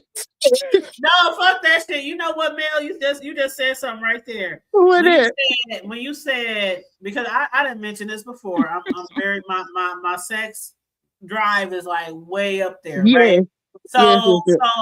So part of that pleasure that I receive is the going downtown. That's part of my sex drive. Like I love to be stimulated in so many different ways. I know some people don't prefer it, but that's part of my sex drive. My is to be stimulated in so many different ways. And how many times could you get me off? How many times could I get you off? Like, it's not like a game, okay? It's like, shit, get that work, nigga. Hey, you better leave that Drake alone. Hey. I'm not even on one. I'm just she said you better get that work, nigga. I'm just saying, all right. Now, man, you already know I like to have these conversations, and we don't get to have them too much. So right. Hey, Mel, she hanging in there though. You feel me, Mel? I ain't mad at Mel. I already know what TC do, so TC can't blow my mind at all. TC gonna go hard, but Mel, she hanging in there though. This is my wheelhouse right here. This is my favorite subject, so yeah, I'm always gonna be down for this conversation. That's right. That's the whole reason why I created the grown folks group that I created. When I talk about, when my family was on here, we were talking about our grown folks group. That was the whole reason why I created that group, was because we could talk about any and everything, like anything that relates to sex and relationships and children and life, because a lot of people are too shy to have these conversations. Absolutely. It's okay to talk about sex, maybe not in the 60s and 50s, and you know what I'm saying, but it's okay. And it's okay to tell somebody what the fuck you want and what you don't want. Yep. You got to be vocal. You got to be vocal. And let me just say this, and let me just tell you, because women that don't have their menstrual cycles, because I don't. Let me tell you something. These young girls be saying, you don't have your menstrual cycle. Good, because let me tell you, being able to have sex all the time is amazing. Girl. And let me tell you something. It's a beautiful thing. First of all, you join the white. We call it the White Pants Club. You can wear white anytime you want. Okay. And now the other thing, you can go on vacation whenever you want. You can have sex whenever you want.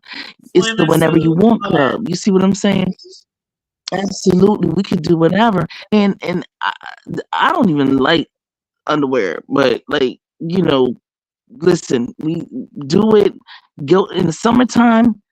Handle your business. And women who don't have their menstrual cycles, guess what? We're not gonna get pregnant. Yeah, So for y'all that do the men, I haven't had a cycle in 15 years. you're not gonna get pregnant. I'm good. So do your big one. Do your thing. It's a wonderful thing. So and I don't know about no dry cooch. I don't know nothing about that. I don't know nothing about that. These people, I don't know nothing about that. Go see a doctor. Hey, that don't even compute. Know about that, doctor. But Reese, it don't even compute, not at all. Let me tell you something. My shit, I could do my shit from here to the motherfucking wall. You hear me? Let me tell you something. Hey, y'all better chill the fuck out, man. Let me make sure this room shaker. That's you, baby. Y'all better chill the fuck out. Okay, let me just say this real quick, room shaker, and welcome to the panel, my boo. And let me. room shaker. We gonna let TC finish her thought, and then I gotta ask Riggs a question. Then we'll go to room shaker. Go ahead, T. I don't know if I want to answer. That's I don't know if I want to be asked. But yeah, we just love it that we can do whatever we want for 30 days out of the damn month. That's what's up. 31, 30, whatever. Or 28, depending on what month it is. So yeah, we can do whatever the fuck we want to do. Yep. And don't have to worry about That's it. true. And not putting money out for all of that other stuff. We ain't spending money. That money that we have, that money is ours. It's money that we can flex on some other stuff. Serious business. Mm-hmm. Now, what's up, Riggs? What's up? What's up? What was you going to ask me? What was you going to ask me? Oh, what you had said, right? When I said TC was on the panel and all that? No, you said you was going to ask me something about something, but you didn't know if you wanted to ask me. I'm like, what? Yeah, it wasn't. Well, it was something you had said, right? And we was on the panel, and TC kind of took it wrong, right? Just to see if it'll refresh your memory. Okay. TC kind of took it wrong because we was talking about, like, you know, maybe something going across your face or whatnot. And TC said, nah, ain't nobody gonna put their hands or even fucking think about hitting me or putting anything on my face. Oh, yes, baby, yes. Slap that shit on mama's face. Clap, clap, clap, clap. Hey, son, I'm gonna slap it on my face myself.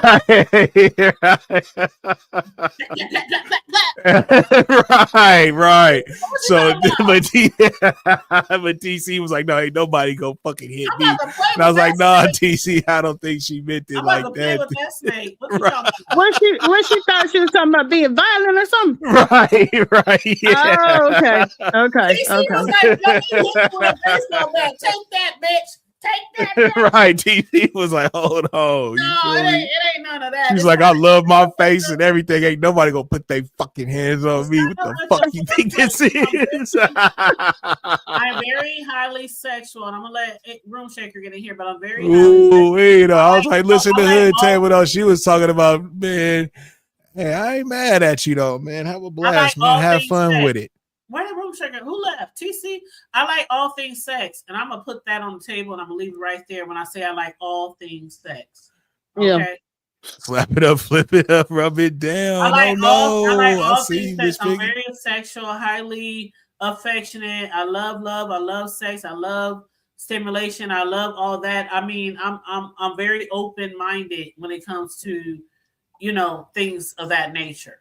So that's why I'm not shy to talk about it. Yeah, me neither. But go ahead. What's up, Room Shaker? Hello, salute to the panel. I came up here for a couple of reasons. Whoever spoke on that feet stuff, I said the same thing. Why would a man envision his feet in my face? Like, I am very protective of my face. That is not gonna happen, and you shouldn't want it to happen. Like, you kiss my face. I don't care if you I wash ain't never your feet sucked or no not. nigga toes. I done had them suck, but I ain't never sucked no Yeah. niggas. That's a hard no. Yes, absolutely. Absolutely. And I don't even too much care. Well, you know, if you want to do it, I'll let you do it. But, you know, You don't know where my Hey, foot been. Mel's real reasonable. Mel's real reasonable. I be thinking you don't know where my foot been. You gonna do it? Right. You can't. Well, I don't know when you No. got here. I don't know when you got here, Room Shaker, but the last 3 topics we discussed was, you can get your opinion, but it was being woken up with the dick wherever it goes. By a man, of course, not She said, y'all wildin', bro. Going downtown. Would you date a man who doesn't go downtown? And what was the other one? What's the other one, Riggs and Mel? Well, I don't know. Going downtown. Oh, public affection. Oh, okay. A display of public. So what's your thoughts on those 3 Ds? Getting woke up, public affection, and going downtown. What's your opinion? Would I date a man that wouldn't go downtown? Absolutely. The last man I was with didn't go downtown, and I didn't want it because I'm one of them that believe don't do nothing to me that I won't do to you. Okay, kind of like me. Okay. So you don't give? No, I don't want it either. And that's what I've heard. That's why I said I've heard that from Room Shaker. And I was like, okay. If you don't wow. give either, I get that. Okay, so yeah, she don't fuck around. Public affection. I love. Hold on, Room Shaker. Hold on. So you don't suck dick? No. Okay. I just want to make sure I understood. Go ahead, baby. Go ahead. Public affection, like the hugging, a kiss, or the hand holding hands. I'm with grabbing all on that. your booty, you know. Right. I'm not into you groping me in public in front of everybody. I just don't feel like we going that far on display. So no groping. Okay. Right. Not digging all in my pants or none of that. But I want to try, but it got to be the right person. I got to trust them. Because I want to try them vibrating panties or electric shock panties or whatever they call. Yeah, you be at a restaurant or something, you let them control it or something. Yeah. I got to trust them. Like, and have you leaving that whole fucking seat full of a puddle? I didn't try that before. It's very nice. Is that right, Hood Table? Yes, it's very nice. Okay, so for a person that got a smart mouth, how do you get through with him not just shock you every time you say something you don't like? And then you got to make sure you ain't got no lick in your system, because I just imagine you pissing on yourself. You have to remain. Shit. You have to remain relaxed. You just have to think relaxed. You have to remain relax. Like Monique said, relax. Remain relaxed. Relax the muscles in my Monique voice. And even let that shit flow. Miss Piggy, what you doing in the chat? Y'all ain't gonna do me in the chat. She got the zipper mouth. No, let it out, Miss Piggy. Let it out, man. Room Shaker, try it. Room Shaker, try it. Tell us. Yes. You can you can just do it at your house. He downstairs, you upstairs, you wash the dishes, and all of a sudden you look. Hell yeah. The Holy Spirit that took over the damn. Girl. So what was the last one? Have you breaking down to the flow and shit? See, public affection going down. Waking them up. Waking them that's up. The best How do you feel about that? Sex, if we go to sleep and we done did it, yeah, you're gonna have to recharge me in the morning, because I'm sure 9 times out of 10 we drained each other. So when I wake up, yeah, I'm gonna need my boost off to go ahead and get me energized for the day. Now we talk about before you're woke though. As long as you know what you're doing. I'm talking about waking a bitch up. Like, I'm sleeping. Yeah, as long as you know what you're doing. If you do it, you gotta realize that all that energy we burned the night before I woke up, and then I've been recharged. So I'm not gonna let you drain me, but I'll let you tap into it, and we can get each other aroused to the point where we can put it off to later. Like you said, I gotta have sex. Put it off to later. Yeah, man, I'm busting. I can't do that. You trying to edge me? Listen, no. You can get it, but you ain't gonna go as many rounds in a morning. Oh, okay, yeah, for sure. Right. Hell yeah, for sure. You gonna get your nut, and you gonna have to put the rest off to later. Because if y'all drain, y'all gonna have a spin day. Like y'all ain't gonna want to go outside and do nothing. Yeah, you just gonna want to order some breakfast or some small bullshit. You just want to be slayed in the spirit. I can't move. I just want to order me some takeout, and we just gonna chill the rest of the day. We the woe and toe, okay? Woe and toe. Let's go. Miss Piggy getting her life in the chat. You might as well hit the link, Miss Piggy. And you know what? as a single person, I know a lot of females don't have the same view because my friends and stuff be like. But my thing is, if you coming over and we done did what we gonna do for the night, I need you to take your ass home so I can go to sleep.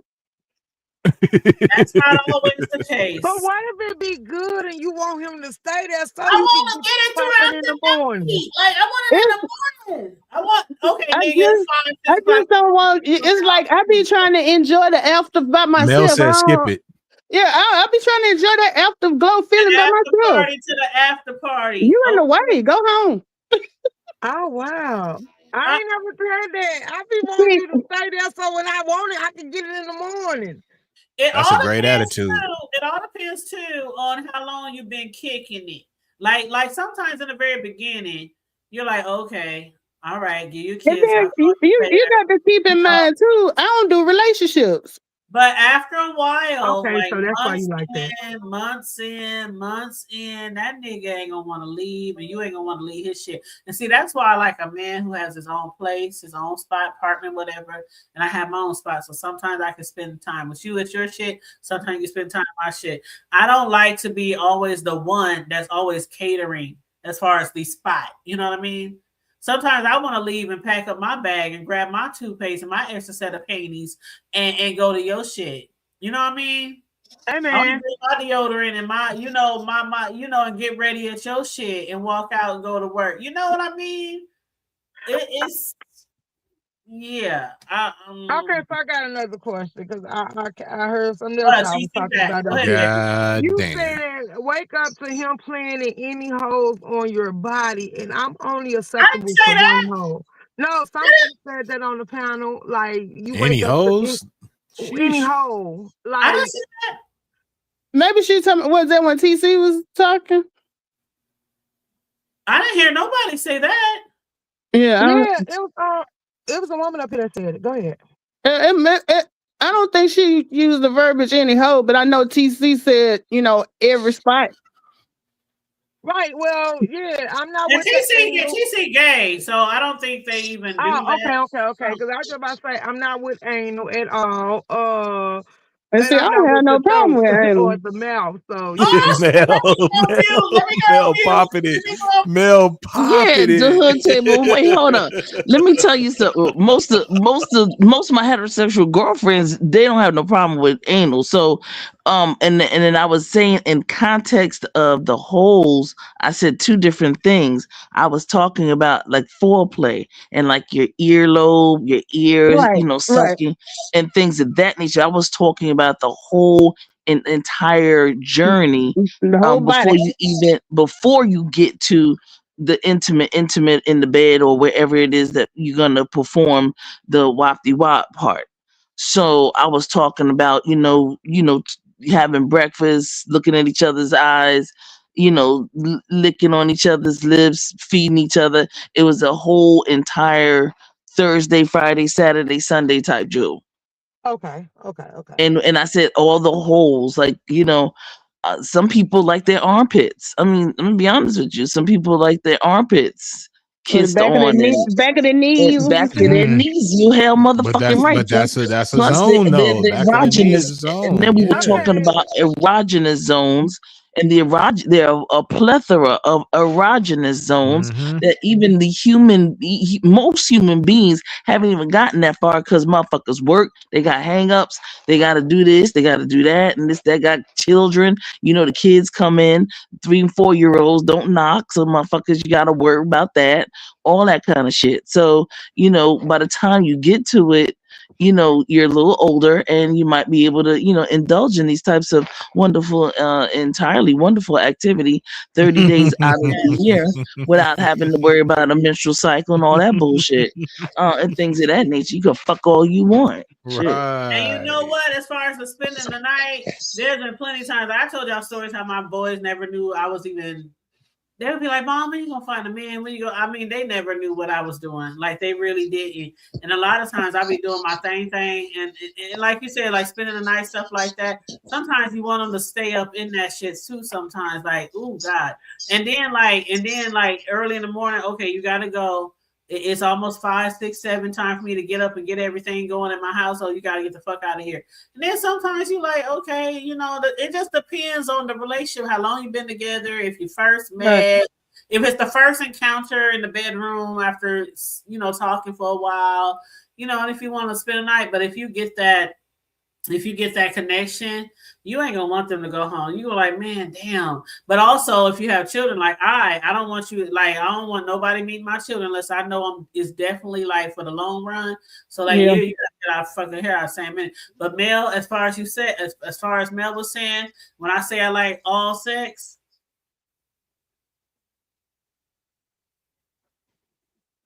check all the boxes. I see you, Mel. I see you, sister. I see you. So I mean, feel about men thinking this is oof. I don't know what to call it, but they get a thrill out of titty fucking women, and that's disgusting. What's wrong with that? No, that's not. It's not that bad. Especially she got some nice ass tits though. Yeah, I was gonna say that's a. I love it. Especially the nipple though. I like the nipple. Like my preference, but I mean it's okay, but it's. Why would you think it's nasty though, Room Shake? I mean, if I ain't busting or nothing like that, and it's all up in your neck and face, I mean, but Miss Piggy, hold up, Riggs. Could you please talk to Miss Piggy? What she say? What she say? She said if I hit the link, I don't believe it. Yeah, you know, she Miss Piggy Wolf, and she ain't that explicit. Miss Piggy may say right now? she may say something. Exactly. That's what I mean. Like she may say something, but yeah, we passed explicit a while back. Yeah, we damn near porn. You know, like we passed go and collected $200. I just said about busting on a neck and shit, and it's respectful. It ain't nothing to Room Shake or nothing like that, but it's just the conversation. You know what I mean? Like we on right now. Hit the link. Come on, a lot of people tell me I'm green, and I'm okay with being green when it comes to certain things.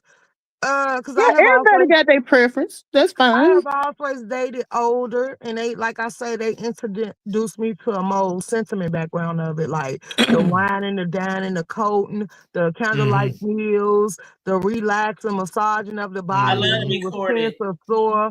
So stuff like that, and all the new stuff that I speak to other people about was like, girl, that's boring sex. And I'm like, I enjoyed it. Like, I didn't have to worry about him slapping me, leaving no bruises, because now people's into BMS or whatever you call it. And they was like, I done did that too. Or that speed fucking. So I'm like, yeah, no, you know what? Let me shut up. I'm on mute. Get off mute. We having a girl talk. You know what? That's the thing about me. Let me go on mute and give me a dab in. I don't judge people based on what they like to do and don't like to do. I wouldn't call you green. That's your preference. But that's a fact. Yeah, so I don't think I wouldn't say if it's not boring to you, who cares? Right, because I know one thing. If somebody hit me, I'm hitting in the fuck back. Fuck all that. I'm hitting them back. I ain't into abuse. I'm not into abuse. Fuck all that. He ain't gonna like chasing you with the dick. We talking about just a plop, plop, plop, a little nap, nap, nap. A little, well, you know, some women I'm usually like popping that things around. Like it's part of foreplay. But I get it. Everybody likes their, there's no judgment. I promise you. We are all grown, very grown. Okay, there's most of us is approaching 40 or 50 or beyond. So we are all grown. So no judgment. You like what you like. You don't like what you don't like. Exactly. Me, I have a very high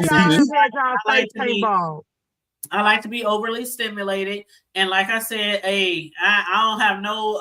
The only thing stimulated. The only thing that I won't do is the BDS punishment shit. The beatings and the BDSM. Choking. Well, you know what? I will say this.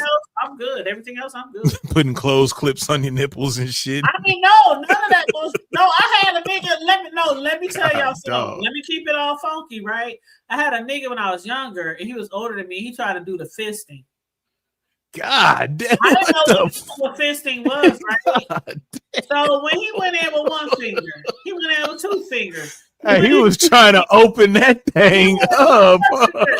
When he got to that fifth finger, I said, nigga, what the fuck you doing? He up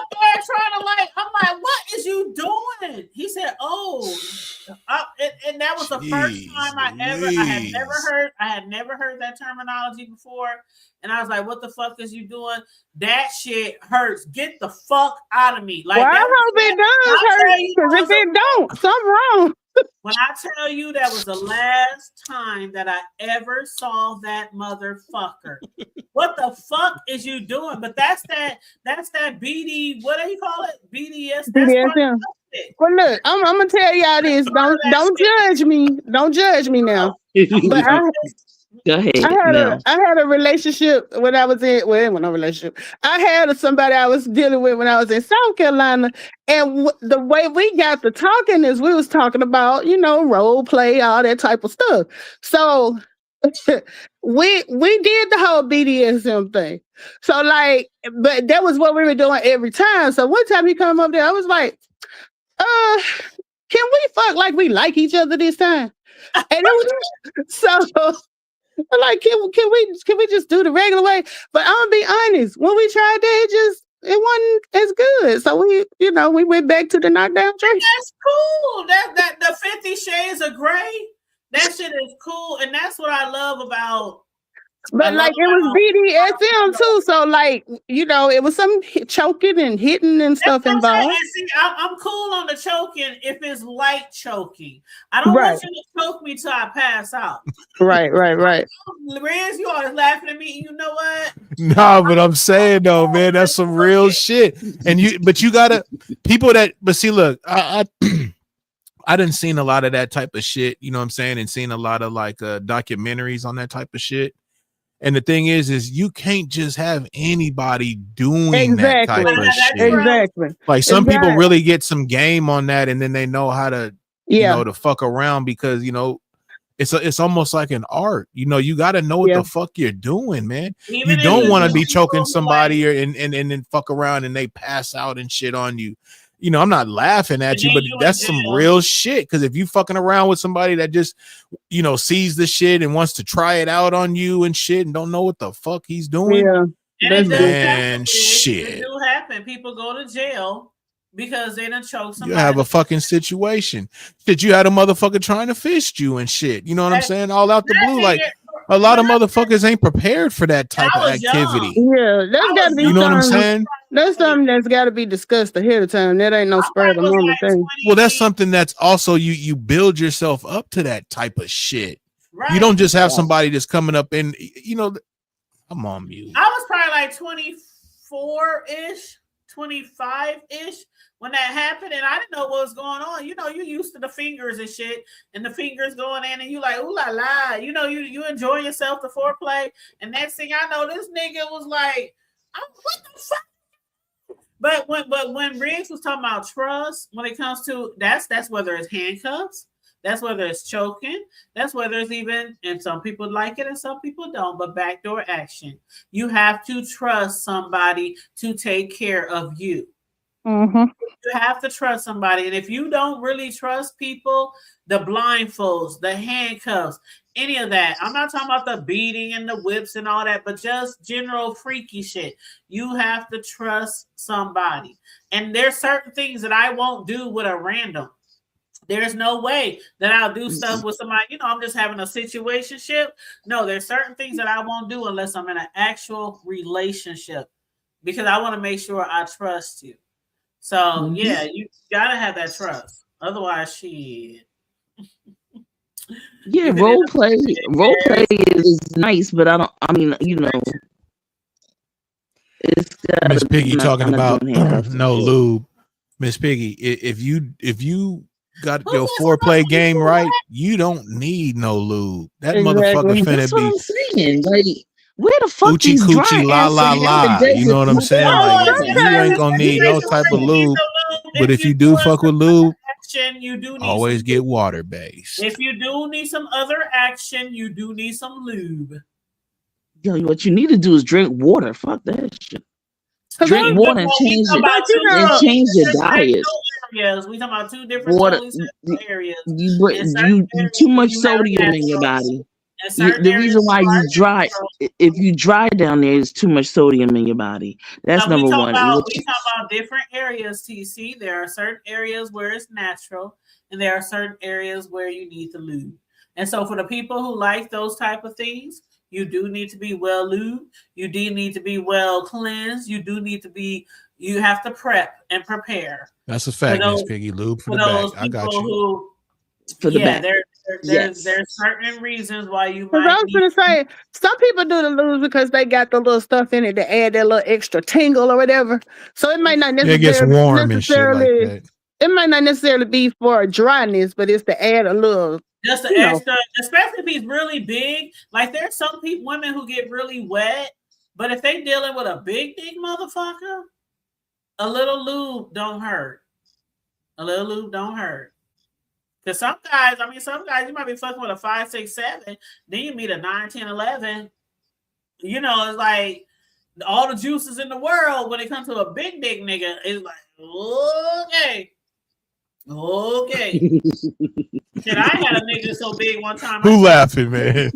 No, I had a nigga so big one time. Who laughing? Because I can't see no bubble or nothing, man. Y'all wild. Okay. I'm listening. I'm like, speak for yourself. I had a nigga so big one time. Look at the room shaker. I had a nigga so big one time I couldn't even sit on that bitch. I was like, it was too big. I was like, where the fuck? Who the fuck?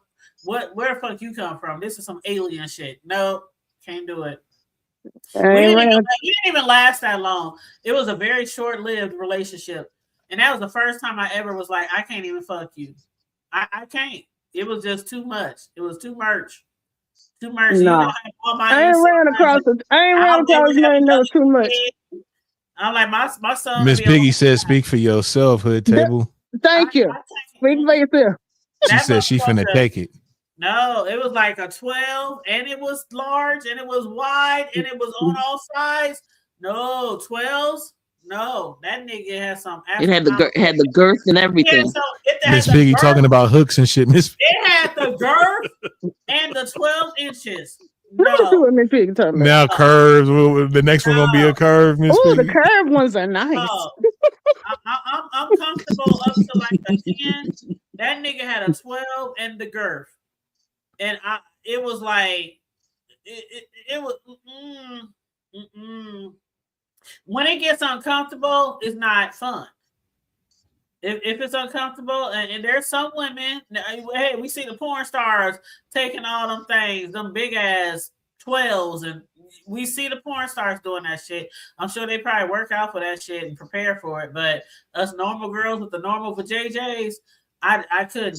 I said no, it was a wrap. And I really liked the dude too. Thought he was cute and all that kind of stuff. We had a good connection. And first time we had, I was like, oh no, it was a wrap. And that was the only guy I ever done that to. It was a wrap. She said no table. I hadn't ran that. She went from hood table to no table. I had that thing. I haven't had one that I had to say no to. No, it was huge. It was humongous. And when he plopped that bitch out, I was like, what the fuck is that? Look, I done seen some monsters. I've never had that moment before where I was just like kind of scared. Like, oh, is that normal? What was the name? Hey, what was the name of this live? Because this shit is the nastiest goddamn live we done had ever. Oh, I'm sorry. We were talking about being to stay on topic, good sex gives me high self-esteem. Right. High self-esteem. High self-esteem. And our standards, Riz, our standards. There you go. There you hell yeah. There you go. We talking about our standards. Okay, we talking about our standards. I love God, dog, man. Said, what about a hook? Oh, I love a hook. Ooh, yes. Ooh. That boomerang. A hook can make you squirt, and that's all I'm gonna say.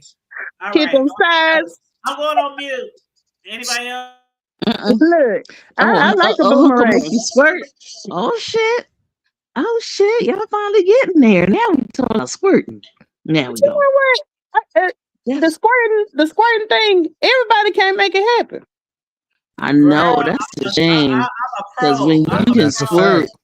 That I motherfucker. have, and look, usually when I'm having a conversation with somebody and they like, well, why you ain't never do that with me? I say, you need to be asking yourself that. That's something you doing wrong. I'm an And expert. that's a fact too. Yeah. I had this one nigga who he was challenging himself to see how many times I could do it in one night.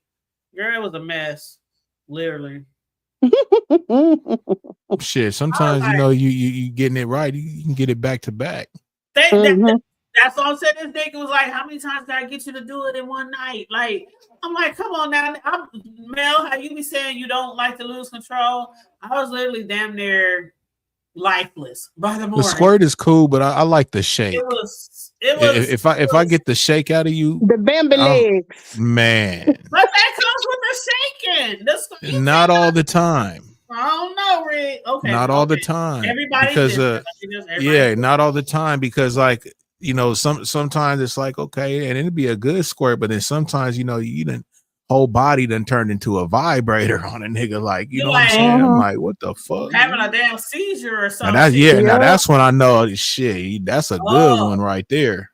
Hold up. What she said, "Who can hit the ceiling?" Damn, that motherfucker coming out like a motherfucking fire hydrant. Niagara Falls and the fire. Hold on, let me go on mute, man. I forget where we at, man. Somebody go fuck around and clip this shit up and be like, man, these motherfuckers was wilding last night. I don't give a fuck.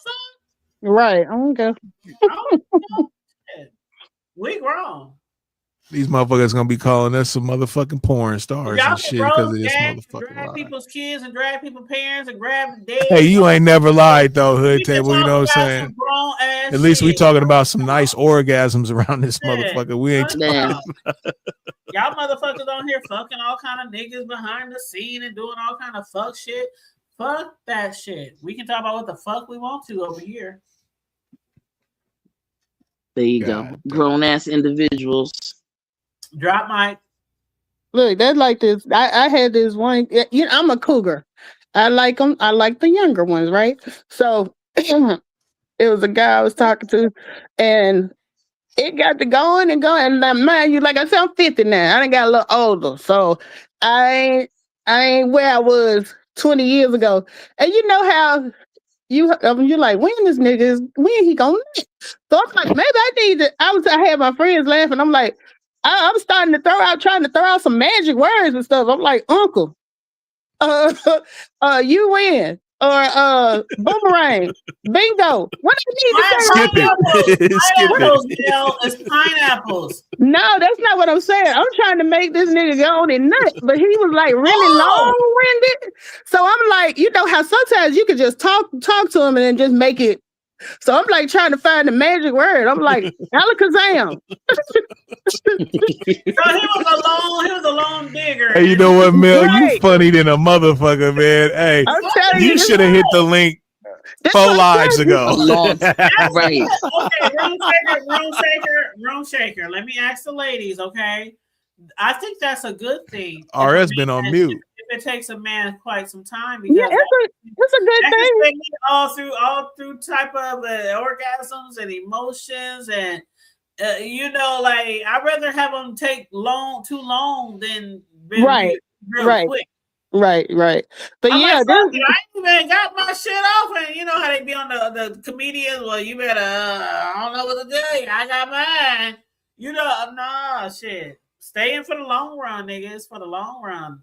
Well, this particular night, I was tired, and I'm just like, God damn, what I got to do? Like, just go spit it out. I don't know. I ain't never had that moment, child. I ain't never had that moment. Like I said, I'm an older lady now. I'm old too. Shit, I'm an old girl.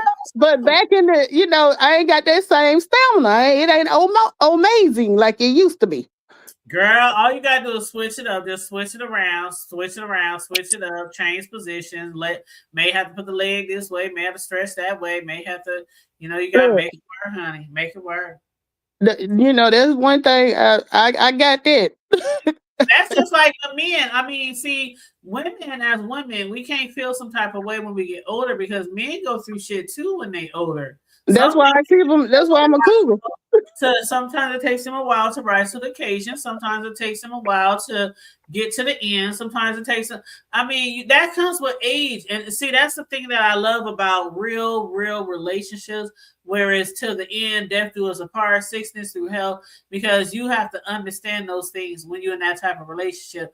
There's gonna come a day where things are gonna change. And we're not gonna be able to be in the bed and spinning from the damn chandeliers and all that kind of shit, but we still gonna love each other and respect each other, and shit like that. It's gonna come a day when that's gonna happen, and you're gonna sit there and you're gonna be like, well, damn, shit, we can't do shit no more. We just up here like. I love those relationships when I see those older people, and they ain't getting down like that anymore.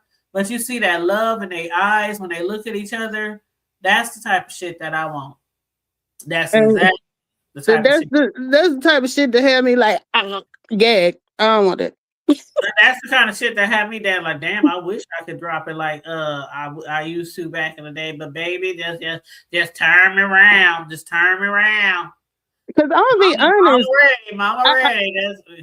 Look, I'm gonna be honest. I got a little depressed when I was getting married, and I thought about it. I was like, damn, I'm gonna be with this same damn dick for the rest of my fucking life. And see, that's what me and you differ. Like, I see that shit as, I don't know, that's something I talk to my homegirls about, and my sisters. Like, that's the shit I want. Like, I see that sitting on the porch. But see, that's that relationshipy stuff. I don't do relationships, so that's never gonna be a kids and family over, and you sitting on the porch. Y'all just sitting y'all rocking chairs, and y'all just he's smoking his little whatever. And like, I don't know. That's that. Maybe that could be just something that just something that's far fetched for a lot of people, or something that's nobody see. But I am a lover of love, and a lover of Black love, and that like Mel is not the relationship type of person. We know each other really well. I'm a relationship type of person. She's not. Yeah. So, we differ in a lot of different areas. Yeah, because I don't even believe in that falling in love stuff. What? Okay.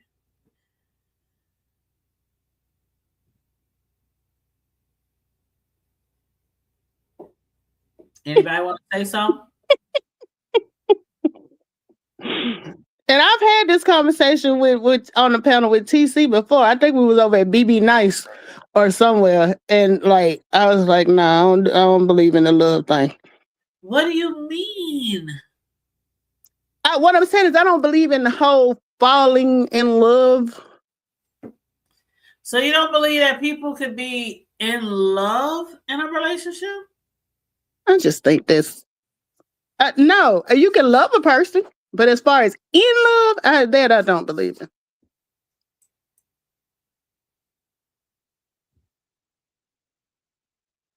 Room Shaker, Riggs. I think Riggs fell off.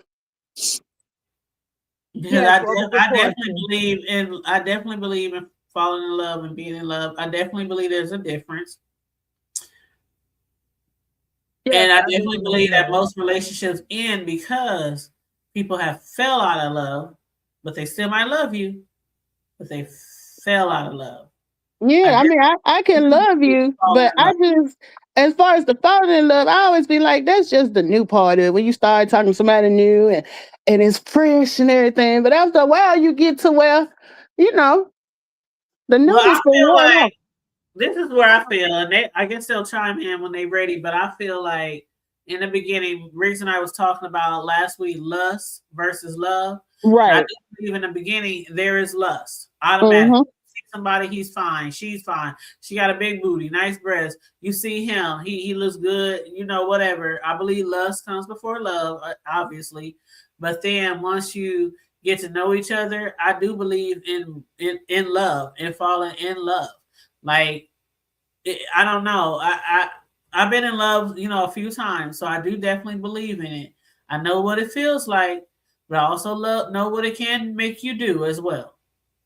So you have to make sure you're in a healthy type of love. A healthy type of love, because falling in love can make you do some crazy things. Okay? So you just be head over heels in love with somebody. And guys, girls, it can cause you to do some crazy things. So you just gotta make sure it's a healthy type of love. And the person that on the other end, you gotta make sure that they're worthy of that love. But yeah. Yeah, I don't believe in that. But if anybody Okay. else has something to say, otherwise we can start wrapping this up unless somebody else got something to say. Okay. Yes, I believe in love. I think a lot of people are confused about what love actually is, and they be lusting and don't know the difference. I think it means so much more, and you enjoy and get a lot more out of it if love is created, or it's some type of chemistry, energy, or any of that thing. You don't let your tube between your legs control you. I think you actually love the elevation of it all. It opens up a whole new world. Sooner or Yeah. later, you might get to the point you aim to please, but if you just doing it for your selfish personal reasons, then you probably ain't gonna get all that can come from it. Yeah, I think it is I think it is a very big difference between in love and just love. Right. Love can make you stay with somebody even when you shouldn't, because you do actually love them and you care for them and you care about their well-being. But in love, oh, that's the shit that gets you to the motherfucking altar. That's Let's the shit that gets you go. into having a baby for a nigga. You know what I'm saying? That's what gets you into moving in with a nigga.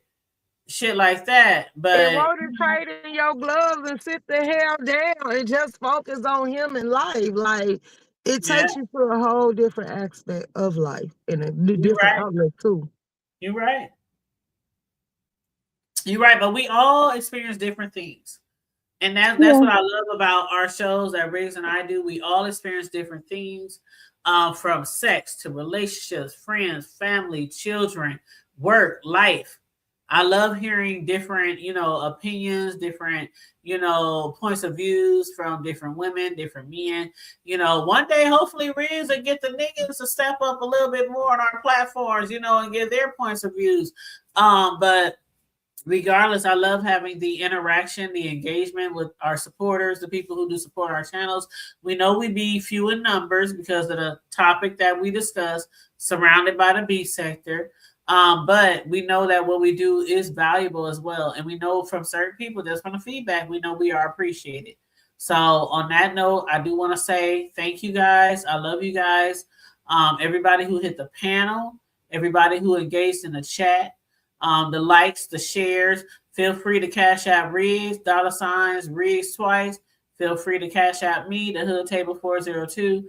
If you want to donate to the platform. Other than that, Riggs, him and I go live every Sunday. We flip flop on different channels, mine and his. So next week we'll be on his channel.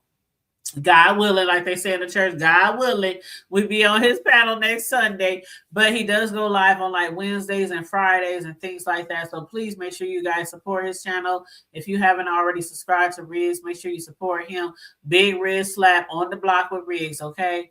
Tanya, But can I answer Miss Piggy's question from the chat? She asked me, did I love my husband?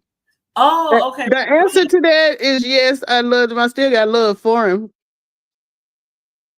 But in love, So was you ever in love with him? To get more into her question, was you ever in love? Like when he asked you to marry him, when you that's what I'm saying. I don't believe in love. So okay. I feel like I can love somebody. When I think in love, I think, oh, my heart skips a beat when I see his name. I Yeah, get all like excited. you sleep, you dream, you breathe them. See, I think I consider that the newness. Once that newness passes, that's that in love, Mill. yeah, and I think it's probably just the terminology, but yeah, I love him to this day. Like if he died, I would be upset. If he needed anything, I would be. But that's the same kind of love I give my friends and family. Well, see, yeah, that's just love. Like I had somebody who passed away. I talked about this. Like, remember when I talked about this? My homeboy who I broke up with, and he ended up becoming a pimp. Yeah, and then yeah, he ended yeah. up getting murdered, here in our city. Mhm. Yeah, like I was like traumatized over that shit because of the fact that I had loved him. Like I Right. wasn't in love with him, of course. We had separated years ago, but I loved him. And so when that shit happened, it was like, oh my God, that's so fucked up. I was sad. Yeah. But that in love shit, that's usually at the beginning of the relationship. And so what I hear from a lot of like therapy people, a lot of counselors, things like that, is when you're in that moment where you're in love, the only way to keep that shit going, if you really continue to do what you did in the beginning, and that's where we fall short as people. We fall short because we eventually get into a relaxed mode and we don't try so hard. And that's where it goes from in love to just love. And so it is hard. It's hard to do. It's very hard to do. It's very hard to keep that in love in the relationship because some people get too relaxed and they get too settled and they like, I ain't gotta do this anymore. I ain't gotta dress like this. I ain't gotta do this. I ain't gotta buy her flowers. I ain't gotta take her out to eat. I ain't gotta say I love you all the time. I ain't gotta do, you know what I'm saying? So It sounds to me you're speaking more about romance. that's no, because you can romance somebody all through a relationship. Every Valentine's Day, somebody can buy you flowers.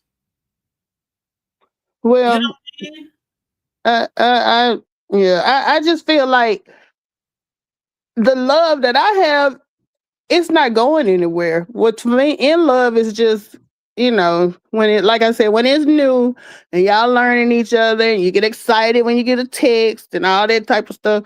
But Yeah, that's what I'm talking about. You get excited, get a text. When and they see, come over, be happy to to see them me, at that's the just like infatuation from a new relationship. That's how I see it. yeah, okay. So we might see It's things a the little terminology. I think it's the terminology. it's probably a terminology thing. Yeah. In love to me is that fluttering, that thing in your stomach, that thing where you always see them and it's like, oh my God, it's this feeling that you have when you Yeah, see them. I You have hear that their in the voice beginning. when they call you, when they hit your text message, when they hit you in the inbox, and you just have that feeling. That's the shit that people like to try to stretch out as long as they can. But we get comfortable, we get lax, and sometimes you feel like, oh, I got them now. I ain't got to do all that extra shit. And that's where a lot of people, like, if you talk to people who've been in relationships for many many years, they tell you the same shit that you did to get them, you have to continually do Yeah, it. I agree with that. You have I to agree with continually that. do it. So I firmly believe in that, and we'll end it on that note. Reese, you got anything to say, babe? Nah, man, this was a good live shit. I appreciate the panel. Definitely appreciate you, Mel. You came through like a fucking champion. That's my girl. You know what I'm saying? So hopefully you come up again, you know what I mean? And Yeah, think of some game with us. I was telling Tanya I got to subscribe to your page because I don't think I'm subscribed. So what's your? I was telling her, I was like, you It's don't subscribe on the to block with Rig. On the block. Okay. It get gangster though. No, I'm just kidding. Riggs, unless you want to drop it, I'll go grab it. Let me see.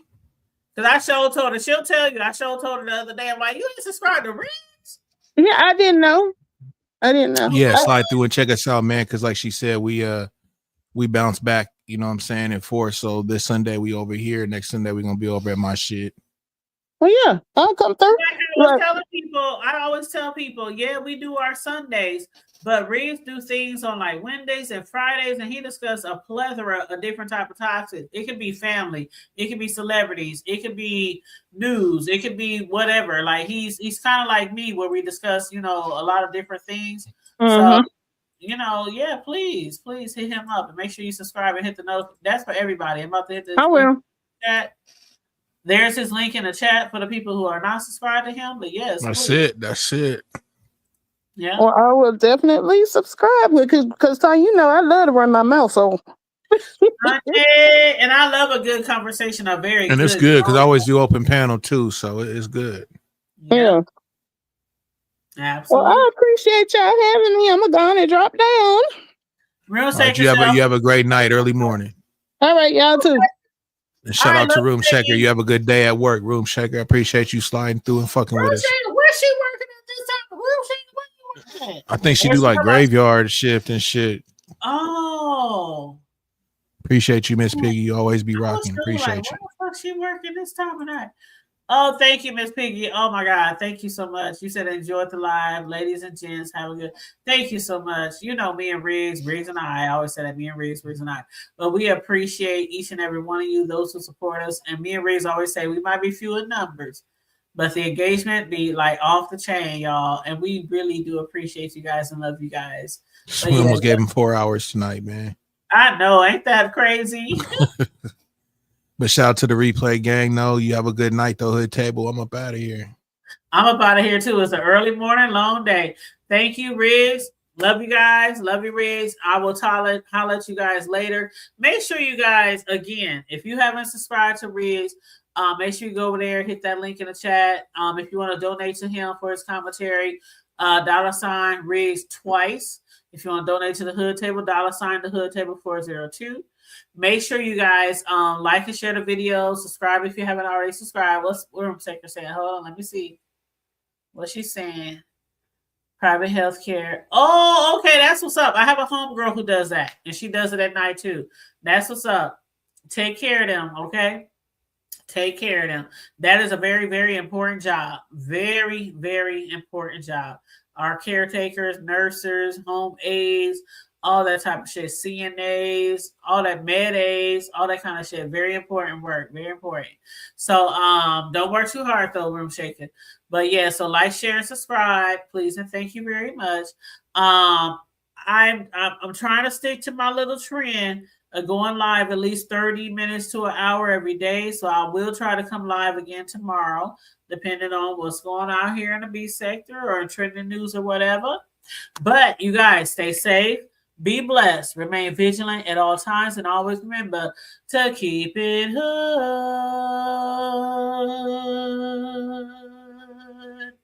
I'm out. Bye. Good night.